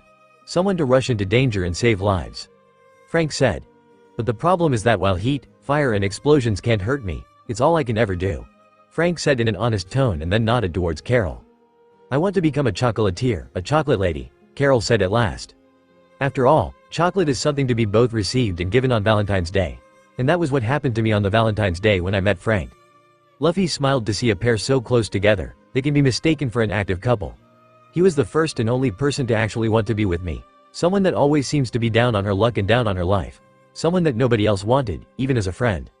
After another moment of silence to take this in about the pair, the Straw Hats used to see as nothing but more no-good assassins, Luffy spoke up again. We are pirates. We are always all alone on the unforgiving sea. To not be friends is something unspeakable. To treat each other not as friends is unforgivable. To a pirate, being enemies instead of friends is like committing a sin itself. Luffy allowed his crew to take all this in. But we are not sinners for having dreams, for wanting to sail, for wanting to live the life of freedom to do as we truly wish. To be whom we really are. We are not slaves out here. We are not held captive. That is why we are pirates, so we can make our own laws. And at the top of our list of laws, never give up on your dream, ever. Once Luffy was finished, his crew all smiled and cheered from their seats. All of them, including Vivi, Frank and Carol. And once the air was clear of distrust and animosity, the dinner of pirates were all getting to know each other, truly. The Straw Hats learned a whole lot about their new crewmates than they ever dreamed of. There were just so much they had in common than they ever thought. After the massive dinner that finally helped the pair and princess open up to the Straw Hats, both Frank and Carol were put to training. Training to better control their abilities, to find out techniques and uses they never dreamed of and to become much better people. It took a week but Luffy pulled a miracle by having the pair become real sailors, being able to live on the open sea, enjoy the breeze and perform any duty gras, truly a miracle worker. XXXXX, and just as Miss Sunday said, they reached Little Garden by following Nami's log pose. Well, Luffy remarked once they reached the next island in the Grand Line. I can see why this can be called a garden. Not with all the plants and flowers. Luffy said, and his crew just didn't have flowers on their mind. Whatever, Luffy. But why do they call this Little Garden? What is so little about it? This time, most of the crew actually agreed with crude swordsman. Well, this is the Grand Line. They invented a new definition of impossible. After all, a giant can cause this a little garden, Luffy said, and once again, his crew was baffled. They just couldn't argue with their captain anymore. Well, that can be true, Captain. Everyone then turned to a sorry sight. Both Frank and Carol, looking like they were in a marathon and ran ragged and covered in sweat. After all, we were born here in the Grand Line. We did hear that giants do exist here. Whatever you two. Luffy waved off. We need to find someone to ask her something rather about the log pose. Every island in the Grand Line has different periods of time for the log pose to reset and point to the nearest, next island. His crew nodded and so did Frank and Carol. Because for those two, it means their training with Luffy is postponed until then. Of course, their welcome service had a lot to be desired. It was bad enough that a massive bird, though they were a snack, not even caring if they all ducked out of its way. Then they got the nasty feeling that they were being followed and stared at. And one pair of eyes decided to show the Straw Hats the rest of its body. A tiger. Nami and Usopp found themselves backing up to the opposite side railing along with Carol. Who would have thought that they would make such a close crowd of cowards? But all that was not necessary when that same tiger only followed the king's gourd down the stream before it roared in pain, before falling with a pool of blood gushing out the side facing the sky. What just happened, Luffy? Nami asked of her boyfriend, who didn't even look disgusted or shocked, but concerned. I am sure that he was just waiting, Nami. He was holding in all that pain until he saw me. Luffy then put his hat on his chest, the traditional act of saying prayers to the newly deceased. He was getting close to that age of his long life. You have been here, in the Grand Line before? Usopp finally walked up to his captain about that encrypted talk. Usopp. Luffy said sternly. When you get drunk, your mind is as gullible as a child and as forgettable as your great-grandfather. What better way to keep a secret? Luffy asked and didn't give anyone the chance to answer as he approached the kitchen. Now I am going out. I need to see what else is to Little Garden while we wait for the log pose. Once Luffy exited the kitchen door, he saw Vivi in front of him. Luffy, can I go with you? Now this was surprising. I need something to do during the wait too. And I am not the type to stay in one place for long. Vivi, you shouldn't say such things in front of Nami. Luffy said as the first order of business. I don't want the wrong idea to be spread on my ship. Luffy then turned to Nami and nodded in assurance, which caused his girlfriend to release a sigh she was holding in. Now about that walk in the jungle. You will need an aide so we won't get separated. Of course, Luffy, Karoo will come with me. Vivi turned to face the large yellow duck on deck, who suddenly had all eyes on him. This caused the poor soul to nearly faint in shock. Of course, Karoo found himself carrying Vivi through the jungle anyways. Thankfully, Luffy had made another meal if he was to have company. What a girl, she's so brave. Usopp remarked while both Nami and Carol adding their own 2 cents as Vivi is a princess who breached the enemy ranks in an effort to help her country. Come on guys. We need to get training somehow while we are not sailing, Zoro said to get the attention of every other male crew member. Unless you could stay with the girls and tell that to Luffy as to why you were training. Sanji, Jin and Frank were the ones that got the memo and actually followed Zoro into the jungle, leaving only Usopp who was still too cowardly to leave the King's Gourd. What a way to show your manliness, Alvida said sarcastically. And too bad I had to keep an eye on you three. Captain's orders. The trio just nodded and sat on the deck in a sullen manner. Somehow, even the ship didn't feel safe in this jungle called Little Garden. Then they saw it. The shadow of something far bigger and more dangerous than tigers and dinosaur birds. So big that it completely covered the deck of the King's Gourd, a ship bigger than most other ships in the entire world. When Nami, Usopp, Alvida and Carol turned to see what it was, they could only scream. Eek. Yarrgh, ga ba. That booming voice had blocked out all those screams and it could only be one thing. It was a giant. A giant had found them, previously on Deadly Drunken Pirate. And just as Miss Sunday said, they reached Little Garden by following Nami's log pose. Well, Luffy remarked once they reached the next island in the Grand Line. I can see why this can be called a garden. Not with all the plants and flowers. Luffy said, and his crew just didn't have flowers on their mind. Whatever Luffy. But why do they call this Little Garden? What is so little about it? This time, most of the crew actually agreed with crude swordsman. Well, this is the Grand Line. They invented a new definition of impossible. After all, a giant can cause this a little garden, Luffy said, and once again, his crew was baffled. They just couldn't argue with their captain anymore. Well, that can be true, Captain. Everyone then turned to a sorry sight. Both Frank and Carol, looking like they were in a marathon and ran ragged and covered in sweat. After all, we were born here in the Grand Line. We did hear that giants do exist here. Whatever you two. Luffy waved off. We need to find someone to ask her something rather about the log pose. Every island in the Grand Line has different periods of time for the log pose to reset and point to the nearest, next island. His crew nodded and so did Frank and Carol. Because for those two, it means their training with Luffy is postponed until then. Of course, their welcome service had a lot to be desired. It was bad enough that a massive bird, though they were a snack, not even caring if they all ducked out of its way. Then they got the nasty feeling that they were being followed and stared at. And one pair of eyes decided to show the Straw Hats the rest of its body. A tiger. Nami and Usopp found themselves backing up to the opposite side railing along with Carol. Who would have thought that they would make such a close crowd of cowards? But all that was not necessary when that same tiger only followed the King's Gourd down the stream before it roared in pain, before falling with a pool of blood gushing out the side facing the sky. What just happened, Luffy? Nami asked of her boyfriend, who didn't even look disgusted or shocked, but concerned. I am sure that he was just waiting, Nami. He was holding in all that pain until he saw me. Luffy then put his hand on his chest, the traditional act of saying prayers to the newly deceased. He was getting close to that age of his long life. You have been here, in the Grand Line before? Usopp finally walked up to his captain about that encrypted talk. Usopp. Luffy said sternly. When you get drunk, your mind is as gullible as a child and as forgettable as your great-grandfather. What better way to keep a secret? Luffy asked and didn't give anyone the chance to answer as he approached the kitchen. Now I am going out.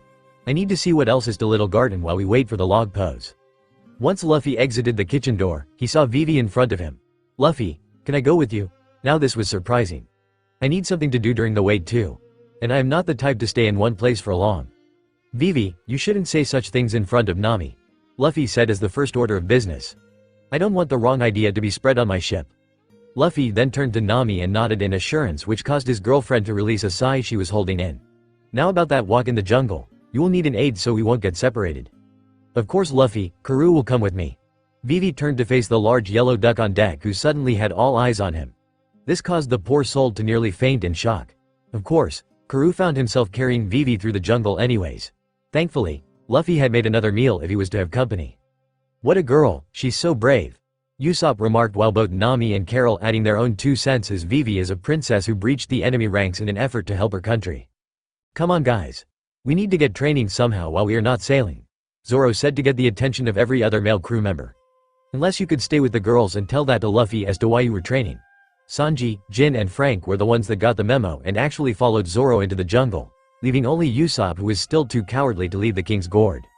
What a way to show your manliness, Alvida said sarcastically. And too bad I had to keep an eye on you three. Captain's orders. The trio just nodded and sat on the deck in a sullen manner. Somehow, even the ship didn't feel safe in this jungle called Little Garden. Then they saw it. The shadow of something far bigger and more dangerous than tigers and dinosaur birds. So big that it completely covered the deck of the King's Gourd, a ship bigger than most other ships in the entire world. When Nami, Usopp, Alvida and Carol turned to see what it was, they could only scream. Eek! Yarrgh, ga ba. That booming voice had blocked out all those screams and it could only be one thing. It was a giant had found them. Once the shadow lifted, the Straw Hats were able to see a full body detail of this giant.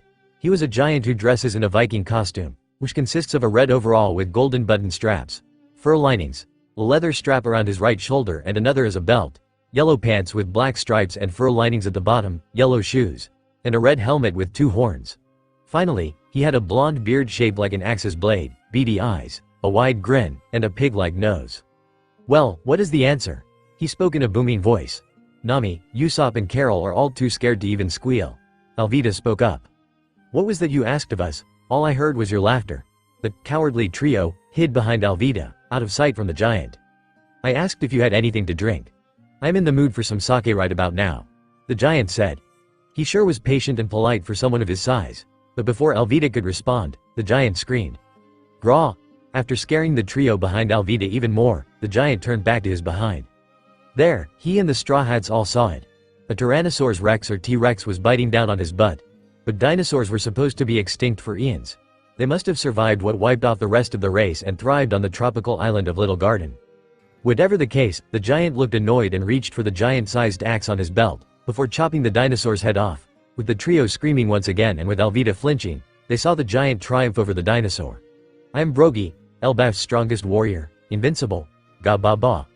Alvida just didn't know to make out this giant named Brogy, while the other Straw Hats just fainted from everything that happened. Meanwhile, what do you think, Vivi? Luffy said, looking up at something. The princess in question was just doing what her duck was doing, staring in shock and with a loose jaw. What do I think? What about you, Luffy? What do you think? Vivi shouted and then turned back to the side and resumed her open jaw expression. At the herd of Apatosaurus, the long-necked dinosaurs, eating at the top of the trees surrounding them. I think that this is still the Grand Line, Vivi. Luffy said before using his superhuman strength to defy gravity and jump on top of one of the Apatosaurus. I am going to talk to him. Luffy shouted down to Vivi and her duck, who could only signaled silence with their 4 fingers over their mouths. Hello. Luffy said, but the Apatosaurus ignored the voice on its head for more food. Hello? Luffy said, slightly, it's rude to ignore someone talking to you. Luffy then tried to knock on the head like on a wooden door, waiting for it to open. Oh. But Luffy instead muttered that and didn't stop another Apatosaurus from eating him. Luffy. Vivi couldn't keep quiet but then lost her voice when the throat of that second Apatosaurus was slit open, while her captain was still falling through it. He then landed on the hand of his savior. Earring while you were waiting and hiding. Luffy said, not even looking surprised. He was answered by a booming voice that sounded like some weird kind of laughter. Geg yag yag yag yaw. That was fun, I never get the chance to do something like that with a dinosaur. You sure the daredevil for a puny human? The giant said before laughing again, and Luffy just smiled. I am a daredevil because I am free to be one. I am a pirate. Luffy replied and the giant laughed again. A pirate? Well, good for you, my friend. The giant laughed once again and shouldered a giant, worn-out sword that he used to slice the Apatosaurus. Greatest warrior of Elbaf, for I am Dory. Dory is a well-built giant with a long beard. He generally dresses in a Viking attire with a helmet that goes over his eyes. He is so large that Luffy can fit in the palm of his hand. My name is Luffy. We thought to check out your island until we can move on. Geg yeg yeg yaw. Is that so? Then you and your friends are more than welcome to come to my place for something to eat while you wait, Dory said, and Luffy grinned, before both of them faced Vivi and Karoo, who hadn't moved an inch since all this started.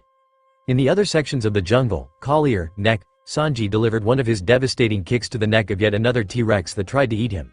Humph! Zoro was having his own fun, matching his 3 swords against the 3 horns of a Triceratops. Ha!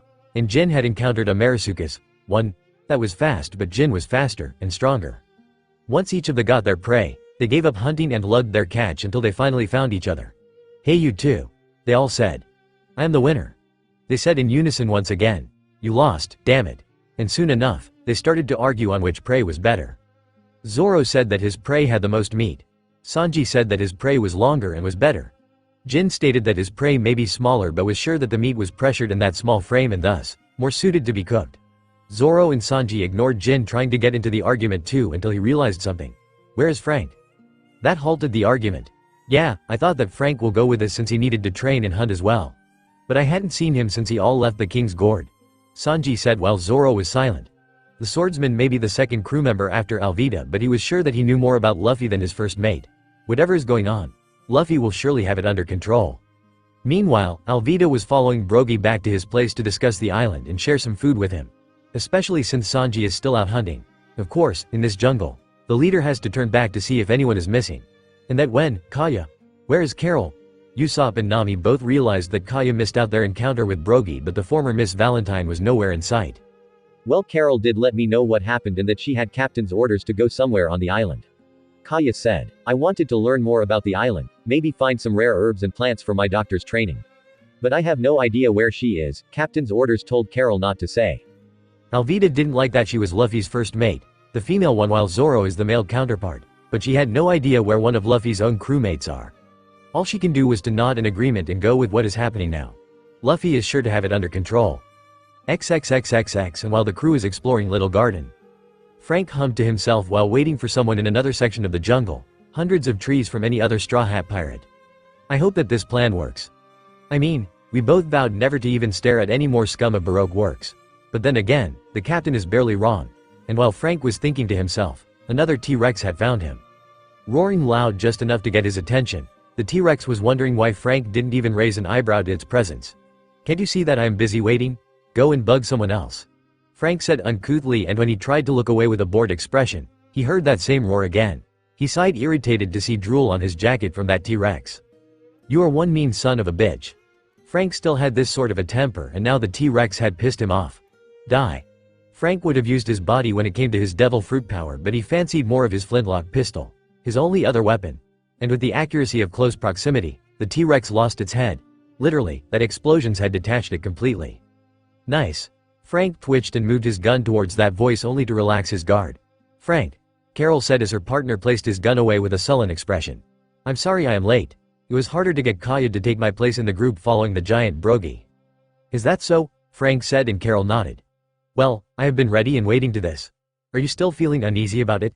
Carol slowly nodded, and Frank did too.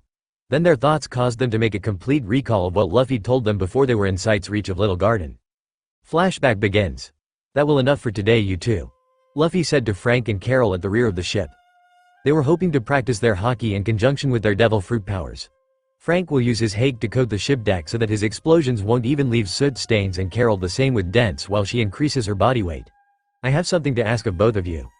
Frank and Carol were both exhausted, mentally and physically, from all that training and practice, so they just looked at each other and shrugged. Once they followed their captain into his quarters after a towel for the sweat and some lemonade for the dried throats, Luffy gave them each a seat. What is that you need both as captain? Frank asked. Is it our training? Are we falling behind? On the contrary, you have been ahead of the pack. I really am proud to see you take such a huge step forward. Luffy said, and his guests both blushed. What I need to ask of you is the island that we are soon approaching, named Little Garden. Frank and Carol looked at each other again, this time with a look of confusion and uneasiness. Yes, Captain? Carol asked. During my training, I have learned a lot with my observation haki. I can understand animals to some extent, detect lifeforms from a distance, and sense negative emotions, such as murder's intent, like that of assassins. Luffy got to the point, and his audience were a little sullen looking. That must have gave them away back at Whiskey Peak. And I have been picking up a couple of human signatures that have such negative emotions given off, right on the island that we are sailing towards. It must be more of Crocodile's agents, cutting us off to kill us, Frank suddenly said, and Carol nodded, with a similar panicked expression. But that was settled down when the air in the captain's quarters had gotten thicker and harder to breathe. That always meant that the captain wants their attention. I figured that you were the right ones to share this, since no one in the crew, not even Nami, knows about this development. They are still training their haki, but I am sure they will get to my level in several more months. Luffy said. That is why you two to seek out this pair of assassins, and see to it that we might get another crewmate. Another crewmate? Frank echoed. I thought that these were all assassins. Two, you were assassins, and I wanted you on my ship anyways. What's your point? Luffy asked, smug that he got them. Besides, we are going to see to it that whatever Crocodile has planned for Alabasta, he will fail and Baroque works will fall. Luffy said with seriousness and conviction to his word, clear as day. But unlike the heroes in your childhood books, I think of everything. And since you left, there is no other place to go but here. And that will be the same for every agent you still part of this organization. Both Frank and Carol were silent. Alright, Captain. Carol answered this time. But Miss Sunday saw us, and she must have told the assassins on Little Garden about us. Nice that you get to the good points. I already got that covered. Luffy said. Once I get on the island, I will be able to find this pair and see to it that even if they were told to kill you, they will instead act like you are still part of Baroque works. Trust me. Frank and Carol said nothing. They still didn't like the plan. But they can trust Luffy, right? Flashback ends. Come, Captain said that it is this way. Frank said, putting on his sunglasses. Carol nodded and opened her umbrella. They had to look like the part in order to act out. And soon enough, they found a small, single-room house made of wax. It looked like the heat and humidity had caused the complexion to be somewhat melting. But Frank and Carol were not to be fooled. That house is as strong as steel.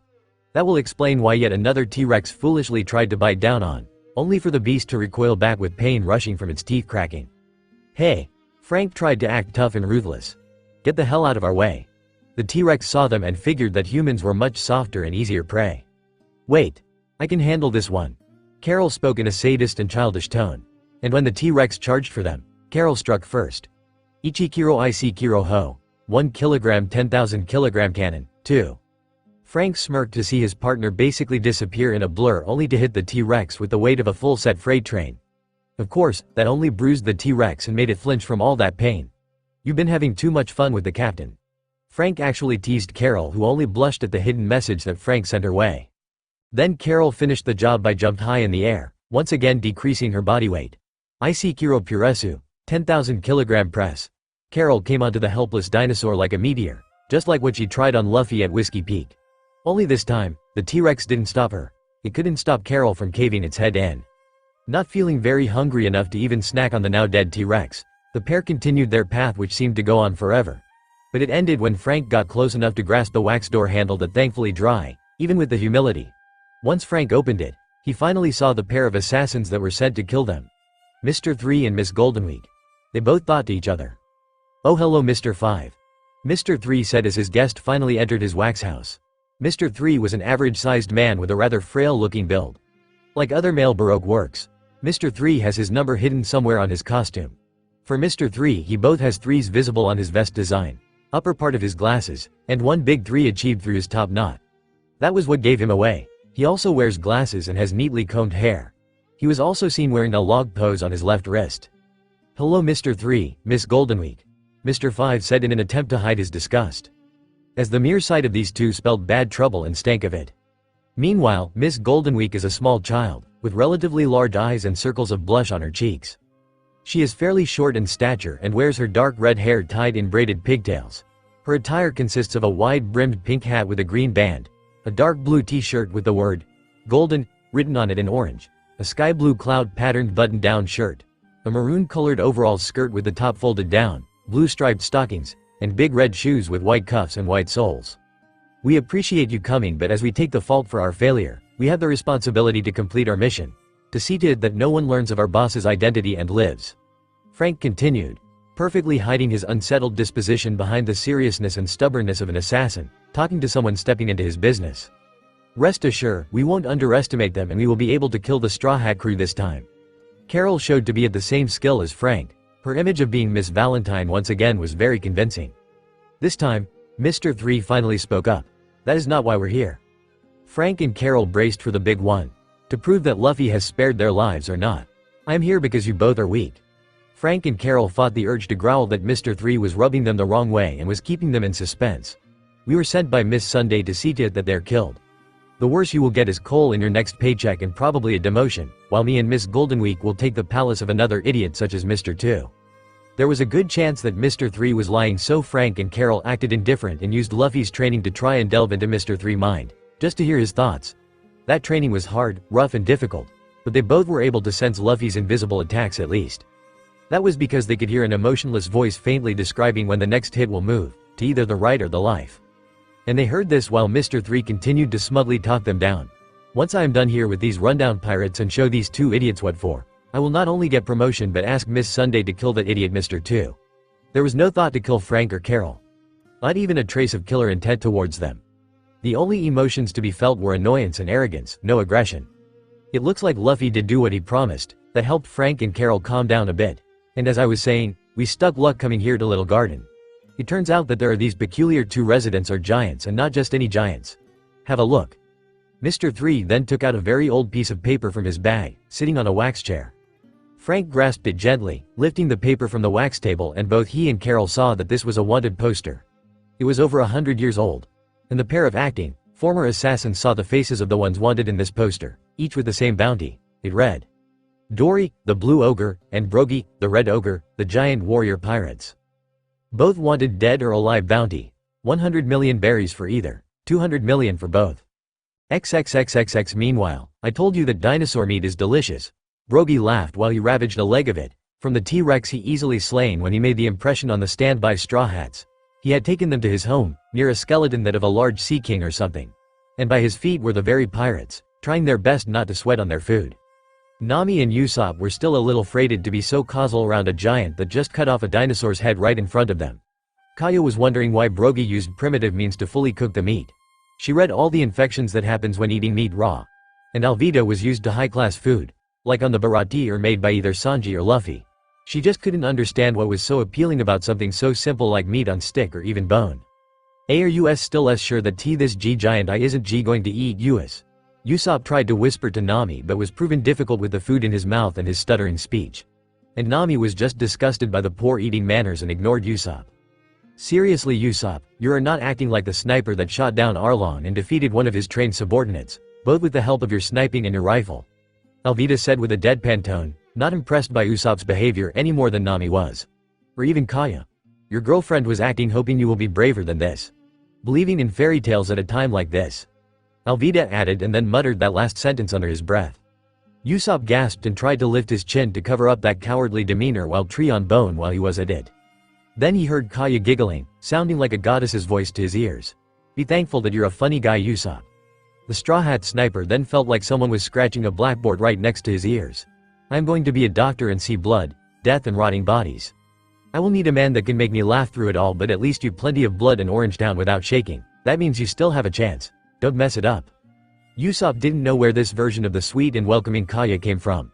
All he could do is see her eat and himself going back to his food. He even ignored Brogy laughing after that soap opera. You humans are so interesting and funny, being tense and fun-loving at the same time. I'm cracking up. Gaba ba ba ba. Nami finally had enough of being ignored since she hadn't made as much as a peep since they arrived. And she is the navigator, so there is this essential question for every local encountered on a Grand Line island. So Mr. Brogy, the giant lowered his gaze but didn't say a word while eating his food. How long does the log pose resets on this island?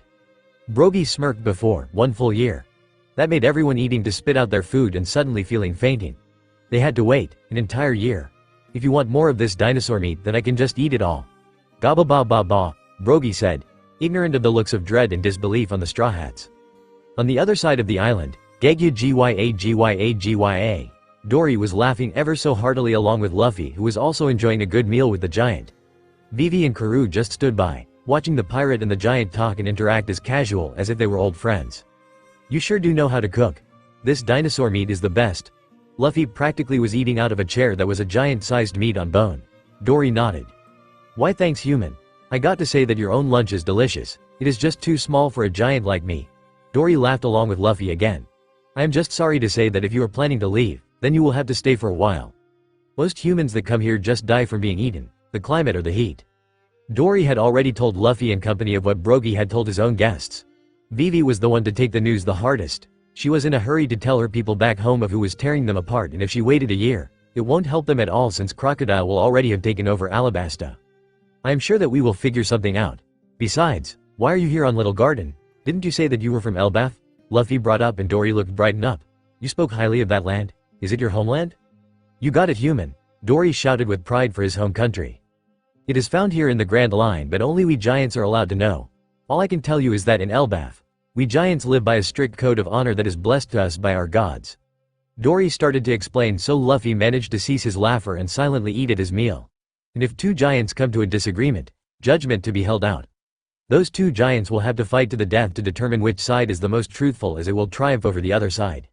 So the greater the convincing on that side of the argument is like being greater in skill and strength according to your honor code? Luffy asked and Darry smirked. Exactly human. And yet it is not that simple for me and Brogy here on Little Garden. Luffy and Vivi had been told that Darry actually lives on this island with another giant on the opposite side of the island.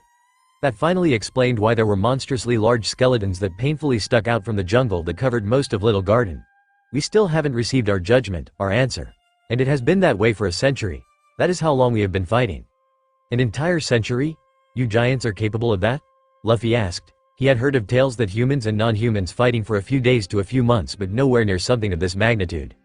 Not for every hour of those days human, but to you, that is one entire lifespan. But to us giants, it is nothing. Our lifespan is 3 times that of you humans. Darry verified. And we will fight for another 100 years until there is a clear victor. But 100 years of fighting to death should be boring by now. Luffy pointed out. And from I have seen, you actually are the best of friends. Surely honor must not ask of you to spend your days of nothing but fighting? Darry said nothing, and neither did anyone at the base of the mountain-sized skeleton. But that silence was interrupted by a volcanic eruption in the distance. When Luffy and Vivi saw it, they noticed that it was just a gust of steam instead of magma flowing out from the mouth of the volcano. But they also noticed that Darry got up and got prepared for a battle. Well, my friends, it is time for another matchup. On Brogy's side of the island, the giant and company also saw that volcano erupting. It interrupted their meal, and all of a sudden, no one felt hungry anymore. And Brogy even threw his meat on bone into his fire. Well, it is time, my friends. Brogy said once he too got up and narrowed his eyes for some reason. When we realized that it was becoming a routine, we made that volcano our marker. Darry said as he suited up his sword and shield. When it erupts, we will begin. Vivi, of course, didn't want anything of this useless violence. What about this makes sense? Vivi shouted. All you are going to do is keep fighting, for the rest of your lives. Surely there is another solution to just fighting for another 100 years. But Darry just laughed, and when Vivi was about to keep ranting, she felt it. The cold steel at her throat. Sorry Vivi. Luffy growled at her, with his rapier in hand. But you got it all wrong. This isn't about hatred or grudges. Warriors that don't fight or live for honor are beings that don't deserve pity or sympathy. But these guys do, because they are fighting for something that is worth it. Luffy then sheathed his blade and turned away from Vivi's scowl while not saying another word. You're right, human. Darry, of course, had heard everything from Luffy, unlike Vivi. This is about honor. Is Brogy charged with his battle axe and shield ready for the killing blow? Because we have forgotten, Darry shouted, with his own charge for the kill. The reason why we're fighting. And just like that, Darry and Brogy clashed, and their stances created a standhill and a shockwave that shook the trees and the island itself. It's tragic, both giants have to fight to the death over something they forgot, and they're equally matched. In both strength and skill, but more importantly, in their sense of honor. Frank grasped it gently, lifting the paper from the wax table, and both he and Carol saw that this was a wanted poster. It was over 100 years old. And the pair of acting, former assassins saw the faces of the ones wanted in this poster, each with the same bounty. It read. Darry, the blue ogre, and Brogy, the red ogre, the giant warrior pirates. Both wanted dead or alive bounty. 100 million berries for either, 200 million for both. XXXXX, when we realized that it was becoming a routine, we made that volcano our marker. Darry said as he suited up his sword and shield. When it erupts, we will begin. Vivi, of course, didn't want anything of this useless violence. What about this makes sense? Vivi shouted. All you are going to do is keep fighting, for the rest of your lives. Surely there is another solution to just fighting for another 100 years. But Darry just laughed, and when Vivi was about to keep ranting, she felt it. The cold steel at her throat. Sorry Vivi. Luffy growled at her, with his rapier in hand. But you got it all wrong. This isn't about hatred or grudges. Warriors that don't fight or live for honor are beings that don't deserve pity or sympathy. But these guys do, because they are fighting for something that is worth it. Luffy then sheathed his blade and turned away from Vivi's scowl while not saying another word. You're right, human. Darry, of course, had heard everything from Luffy, unlike Vivi. This is about honor. Is Brogy charged with his battle axe and shield ready for the killing blow? Because we have forgotten, Darry shouted, with his own charge for the kill. The reason why we're fighting. And just like that, Darry and Brogy clashed, and their stances created a standhill and a shockwave that shook the trees and the island itself.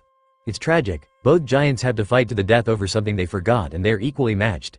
In both strength and skill, but more importantly, in their sense of honor. RAAH, both giants yelled at their stalemate. Each weapon against a shield and each shield against a weapon. Once they finally got the strength to break out, it was still just one blow cancelled out after another. This was a true fight to the death, between two equal combatants. And this was supposed to have been going on for an entire century. This is so cool. Usopp, for one, was getting off of all the fighting. It was like she was seeing an example of a warrior that he wanted to become. Oh, I wish to be like them. You want to be a giant? Nami asked bluntly, and everyone started to laugh at that while Usopp stiffened and stuttered. I don't know about you Usopp, but the brave warrior that I know and love makes this guys look weak. Nami then had a dreamily look on her face and in the tone of her voice that made everyone sweat drop. First Nami insults Usopp and now acted out her own fantasy? On the other side of the island, Vivi and Karoo were completely out of their minds seeing this duel go out. Just what is to be gained or solved from fighting each other for a century? This is madness. It is sickening. Vivi then halted her anting when a clean dinosaur bone narrowing missed her neck, instead becoming embedded in the ground like an arrow off its course. Going to be your head if you don't stop, Luffy said in a deadpan tone. Now shut up and eat. You'll need it to get back to sailing off this island. We are in a hurry, are we? Luffy then went back to his food, eating with a grumble. Vivi and Karoo just walked back to the fireplace and ate their own meat on bone as if it was their last. Nice to see you enjoy my food, friends. Vivi didn't realize that she was eating so slow that time had evaded her by a mile. And now Darry was done with his latest duel with Brogy.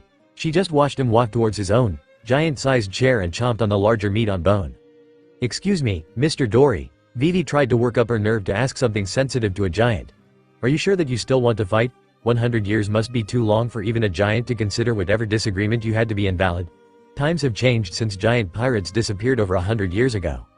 I don't expect a human to understand that we give our long lives to our word and we warriors consider breaking that word to be worse than death. Most of you puny, fragile humans just think that death is the ultimate pain or ultimate punishment. Darry grumbled from his food. And does it look like we love to fight every time that our marker goes off? We can't even sleep well some nights since a volcano doesn't care if it is the dead of night to erupt. That means that we lose some hours of sleep for several nights until the volcano calms down. Vivi was having quite the interesting conversation with a giant. It does look like Darry isn't happy about fighting for seeming an eternity that a century can be for someone that can live 3 times longer than the average man. Surely there is. Vivi was about to start again but then Darry got back up again. I am sorry my friend but it seems that this day is one of those other days. When the volcano has a lot to rid itself of. And it erupts more than usual. Darry said with a deep sigh, degrading his food and going for his weapons. Hold that thought until we are done. And now, these giants consider a death match to be nothing more than a causal conversation or something. A century of draws can surely do that to anyone that has enough time to spare to live the life that these giants have to. And while this was going on, Luffy was still eating. It looked like he was still hungry but also heavy in focus. He had to try and lock on the signatures of every person on the island and he always turned to his 2 latest crew members, inside a house made by a couple more signatures that had malicious coloring to their souls. I just hope that Frank and Carol are still holding on. Luffy thought to himself. XXXXX. You want us to do what? Frank said with a straight face from still within the wax house. The plan that was guaranteed to tear the Straw Hats apart for the killing and fool the giants for the capture then the bounty. Frank and Carol were just able to keep their thoughts of fear and shock to themselves. But they still couldn't feel doubt about Luffy's plan. Is there a problem with your ears? I can say it again if you have the guts to do what needs to be done to satisfy our unknown boss. Mr. 3 said with an arrogant and self-centered smirk that was just sickening to witness. After a while, Frank just took out something from his pocket. Will you prefer for me to use something like this? It seemed to be a pale white bag that sank in Frank's grasp, as if it had pieces of coal inside. And what is that? Mr. 3 was in no mood for games or any other forms of nonsense. He wanted to know just what does Frank has, which made Mr. 5 confident in challenging his plans. A bag filled with poison. Odorless, tasteless, transparent when dissolved. It works within seconds when applied to either food or drink. Frank explained. I got these during a sold trip outside of duty. In the black market of some town I can't remember, there was a shady old man selling these bags. And Mr. 3 was in the mood for a good excuse and a good story while Frank was at it. I was skeptical but bought one of these for a little experiment. And after seeing some pieces of scum push that old man around, I decided to track them.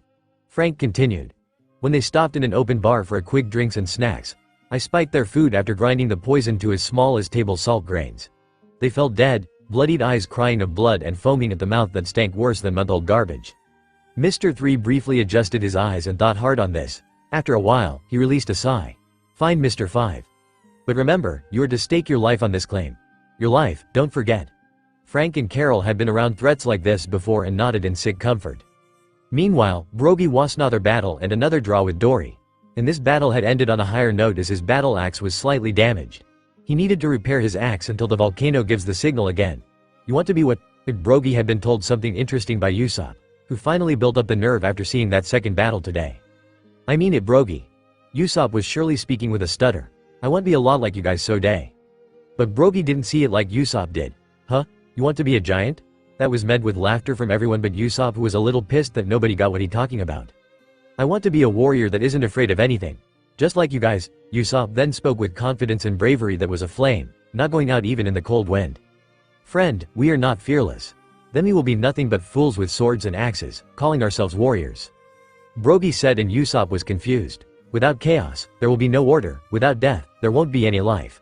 And thus, without fear, there will be no bravery to fight back. Brogy said in an encrypted tone. Like I told you, we are not happy to fight every single day. We are afraid of one thing. That our judgment will never come and we will never leave to see our friends ever again. Usopp said nothing. That was more about courage and bravery that he ever learned in his life. And he always thought that his crewmates, his captain included, were all fearless. Maybe he should reconsider his dream a little. Then again, I can always ask Luffy. He always have a solution to anything. XXXXX, wow. Dory, you had that on your shoulders all these years? Luffy asked. After that last match that could have ended with a victor, it was instead a brutal draw. And Dory still felt dizzy after a last resort, using his own helmet to block an axe attack. So meat on bone was not on the menu, just drinks. Come to think of it, Dory and Brogy even shared a couple of barrels of sake that Luffy had offered to both of them. But then, Dory felt like a giant snake had come and bite him. And in the process, the barrel fell from his hand and bounced around as if it was bald just running out of air. What, human, if you want more sake? Dory noticed that Luffy was sheathing one of his swords, just giving him a pain in the wrist, but he couldn't help notice the pirate captain stare at the barrel before. That barrel was poisoned, Luffy said, pointing to the patch of grass where the spilled wine was secreting out of the barrel. The grass was burning and the ground itself was boiling, so it was disturbing to imagine what will happen if Dory still drank it. Just what the meaning of this human? Dory was outraged that his drink was rigged, and since it came from Luffy and his gang, they were the prime suspects. Dory, tell me this, did you and Brogy used to have a bounty? Luffy ignored the angered expression on the giant's face. But this had softened Dory's mood a bit. He then scratched the long beard of his. I seem to recall that, yes. Dory then looked like he had found it in his memory banks. Before Brogy and I came here for our judgment duel, we were big-time pirates. You humans and your government had given us a bounty. Both of us had 100 million of what you call berries on our heads. And I know that no crewmate of mine poisoned your drink, Dory. I had been sensing 2 intruders on this island. Luffy then went off topic for the time being. They must had this in mind, to force you to be unfit for battle. So you and Brogy will be captured, killed even for your bounty. What? Dory roared, worse than a territorial beast seeing his food eaten and maid taken, right in front of his face. These intruders dared to sabotage a sacred duel. I can't let this stand. Luffy smiled, despite Dory's outburst. Good that you things in the way I do. But I need you to go anyways and tell Brogy about this outrage. I will rely up my crew to search for these intruders. Luffy explained the plan to Dory, who somehow listened to him. Once we flesh out the intruders, we will let you have a turn at them. You better, human. Dory shouted, anger still fresh in his system, and marched over to where Brogy was headed. They must be from Baroque Works. Vivi started to panic. These agents will know that she was a princess, a spy in their ranks that knows of their boss's name. No doubt, they will kill her right on the spot. We're doomed. We will be just fine, Vivi. Luffy then spoke up, a hand on her shoulder while she sat on the ground in a feral and defensive curl. We just need to find everyone else and then we will take care of this agents.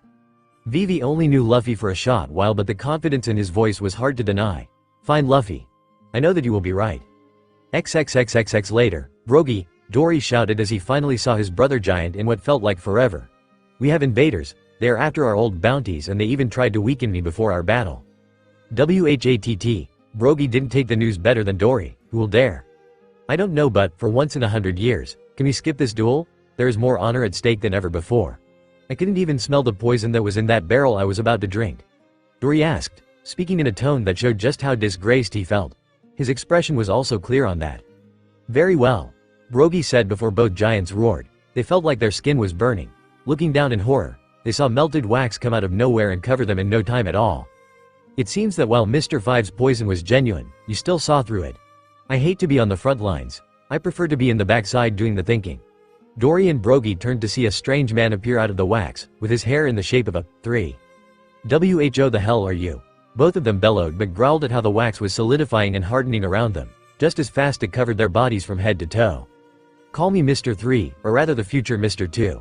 Mr. 3 said arrogantly, because once I show the boss this monster of a catch, he will finally let me become the next Mr. 2, instead of that useless idiot. We don't care. You were the ones that tried to sabotage our sacred duel. You should die to repent. Brogy shouted and Mr. 3 could only laugh. I think not. For you are under the might of my Doru no mi, wax fruit. Mr. 3 laughed further, like he though himself to be the kind of the world. And as you idiot giants can see, you have been caught and as helpless as a larva in a butterfly cocoon. It is all thanks to one of my favorites, Kiadoru Jaketo, Candle Jacket. The giants could only grow and then saw something that made them widen their eyes in horror. I see that you see yet another of my favorite creations, the Tokudai Kiyadoru Sabisu Seto, giant candle service set. It was a large, birthday cake-shaped arrangement made of wax, into 3 layers. There was a large pillar up top that had a spinning dome with the face of a jack-o'-lantern and candles on top.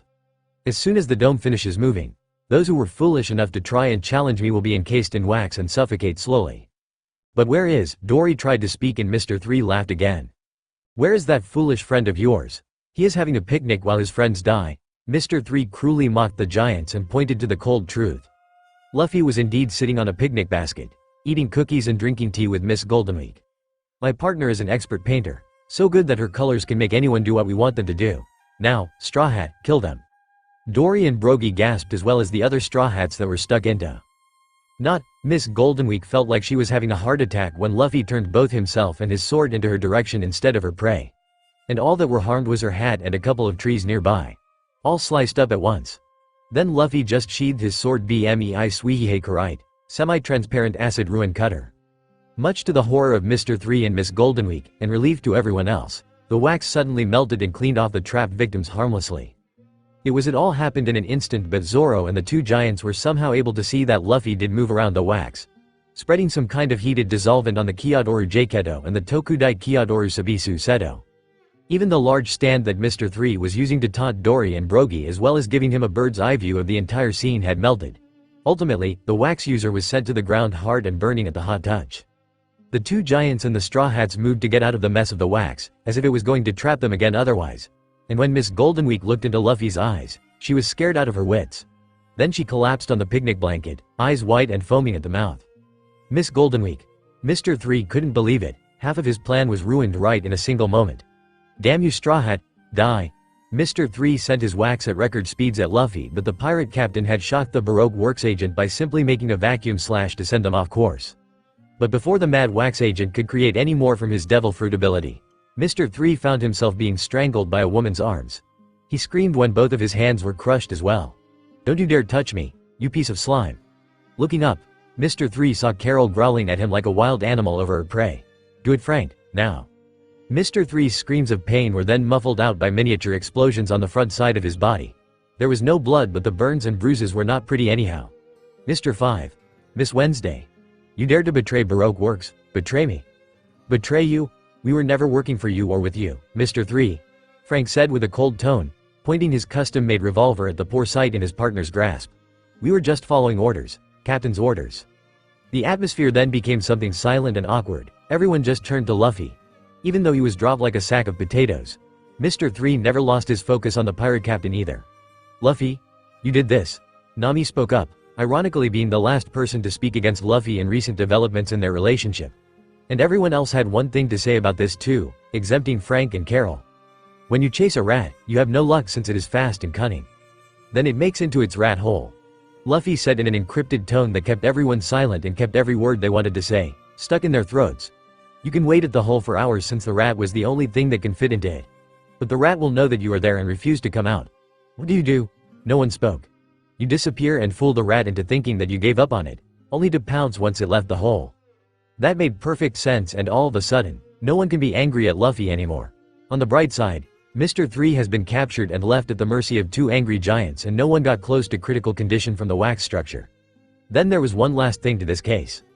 Nami Swan, Vivi Swan, I am so glad that you are safe and looking so beautiful. Sanji, of course, finally showed his face and stopped his perverted rant to see that every single living being suddenly grew to the size of titans as they stared down with demonic glowing eyes. Shut up. Even Mr. 3 joined, so he could at least not listen to a blonde idiot while getting his punishment. Somehow, Sanji's voice made for a worse set of circumstances than anything a giant can do when they're pissed off. XXXXX, and now that the giants are having their go at Mr. 3 and Miss Goldenweek, Luffy turned over to a certain blonde cook. Can you please let us know where the hell you been? I thought that I got everyone together against the agents from Baroque Works. Luffy shunned the guilty light on Sanji, and pretty soon, everyone in the crew turned with the same red glowing eyes from before. Yes, Sanji. Where the hell had you been when we needed you? Sanji could only laugh nervously at the sight and brace for any future pain to come. Later, Luffy dropped the heavily bruised Sanji onto the ground in an unceremonious way. Thank you for showing me the way to this house, Sanji. Luffy spoke in a cold tone. Now see to it that you will be able to drag yourself back to the king's gourd. And don't count on anyone giving a hand. Not after your disgraceful behavior. And Luffy then turned around slowly and made Sanji see the devil staring him down. After what you said to Nami. You are no gentleman, but a well-dressed pervert. Be thankful that we still need a cook, Sanji. The blonde cook could only whimper and drag his broken body back to the ship. And on the way, reflect on how he dared to compliment Nami when she had to lose her shirt. Saying such words to a girl who has been through hellfire, literally, and having her underwear showing was what only perverts will do. Now Nami will never even consider him to be a gentleman anymore. Just a pervert and a ladies' man slave. Meanwhile, inside the wax house, Luffy saw that the house was still standing and there was another picnic basket. Looking inside, Luffy had found a Den Den Mushi, a transponder snail used for purposes relatable to a phone or camera, with the number 0 painted on its shell. Then the Den Den Mushi sprang to life with a rain. But Luffy knew just who was on the other side. Hello, Mr. Zero. Luffy begun and had braced himself for a phone call that has his crew's life on the line.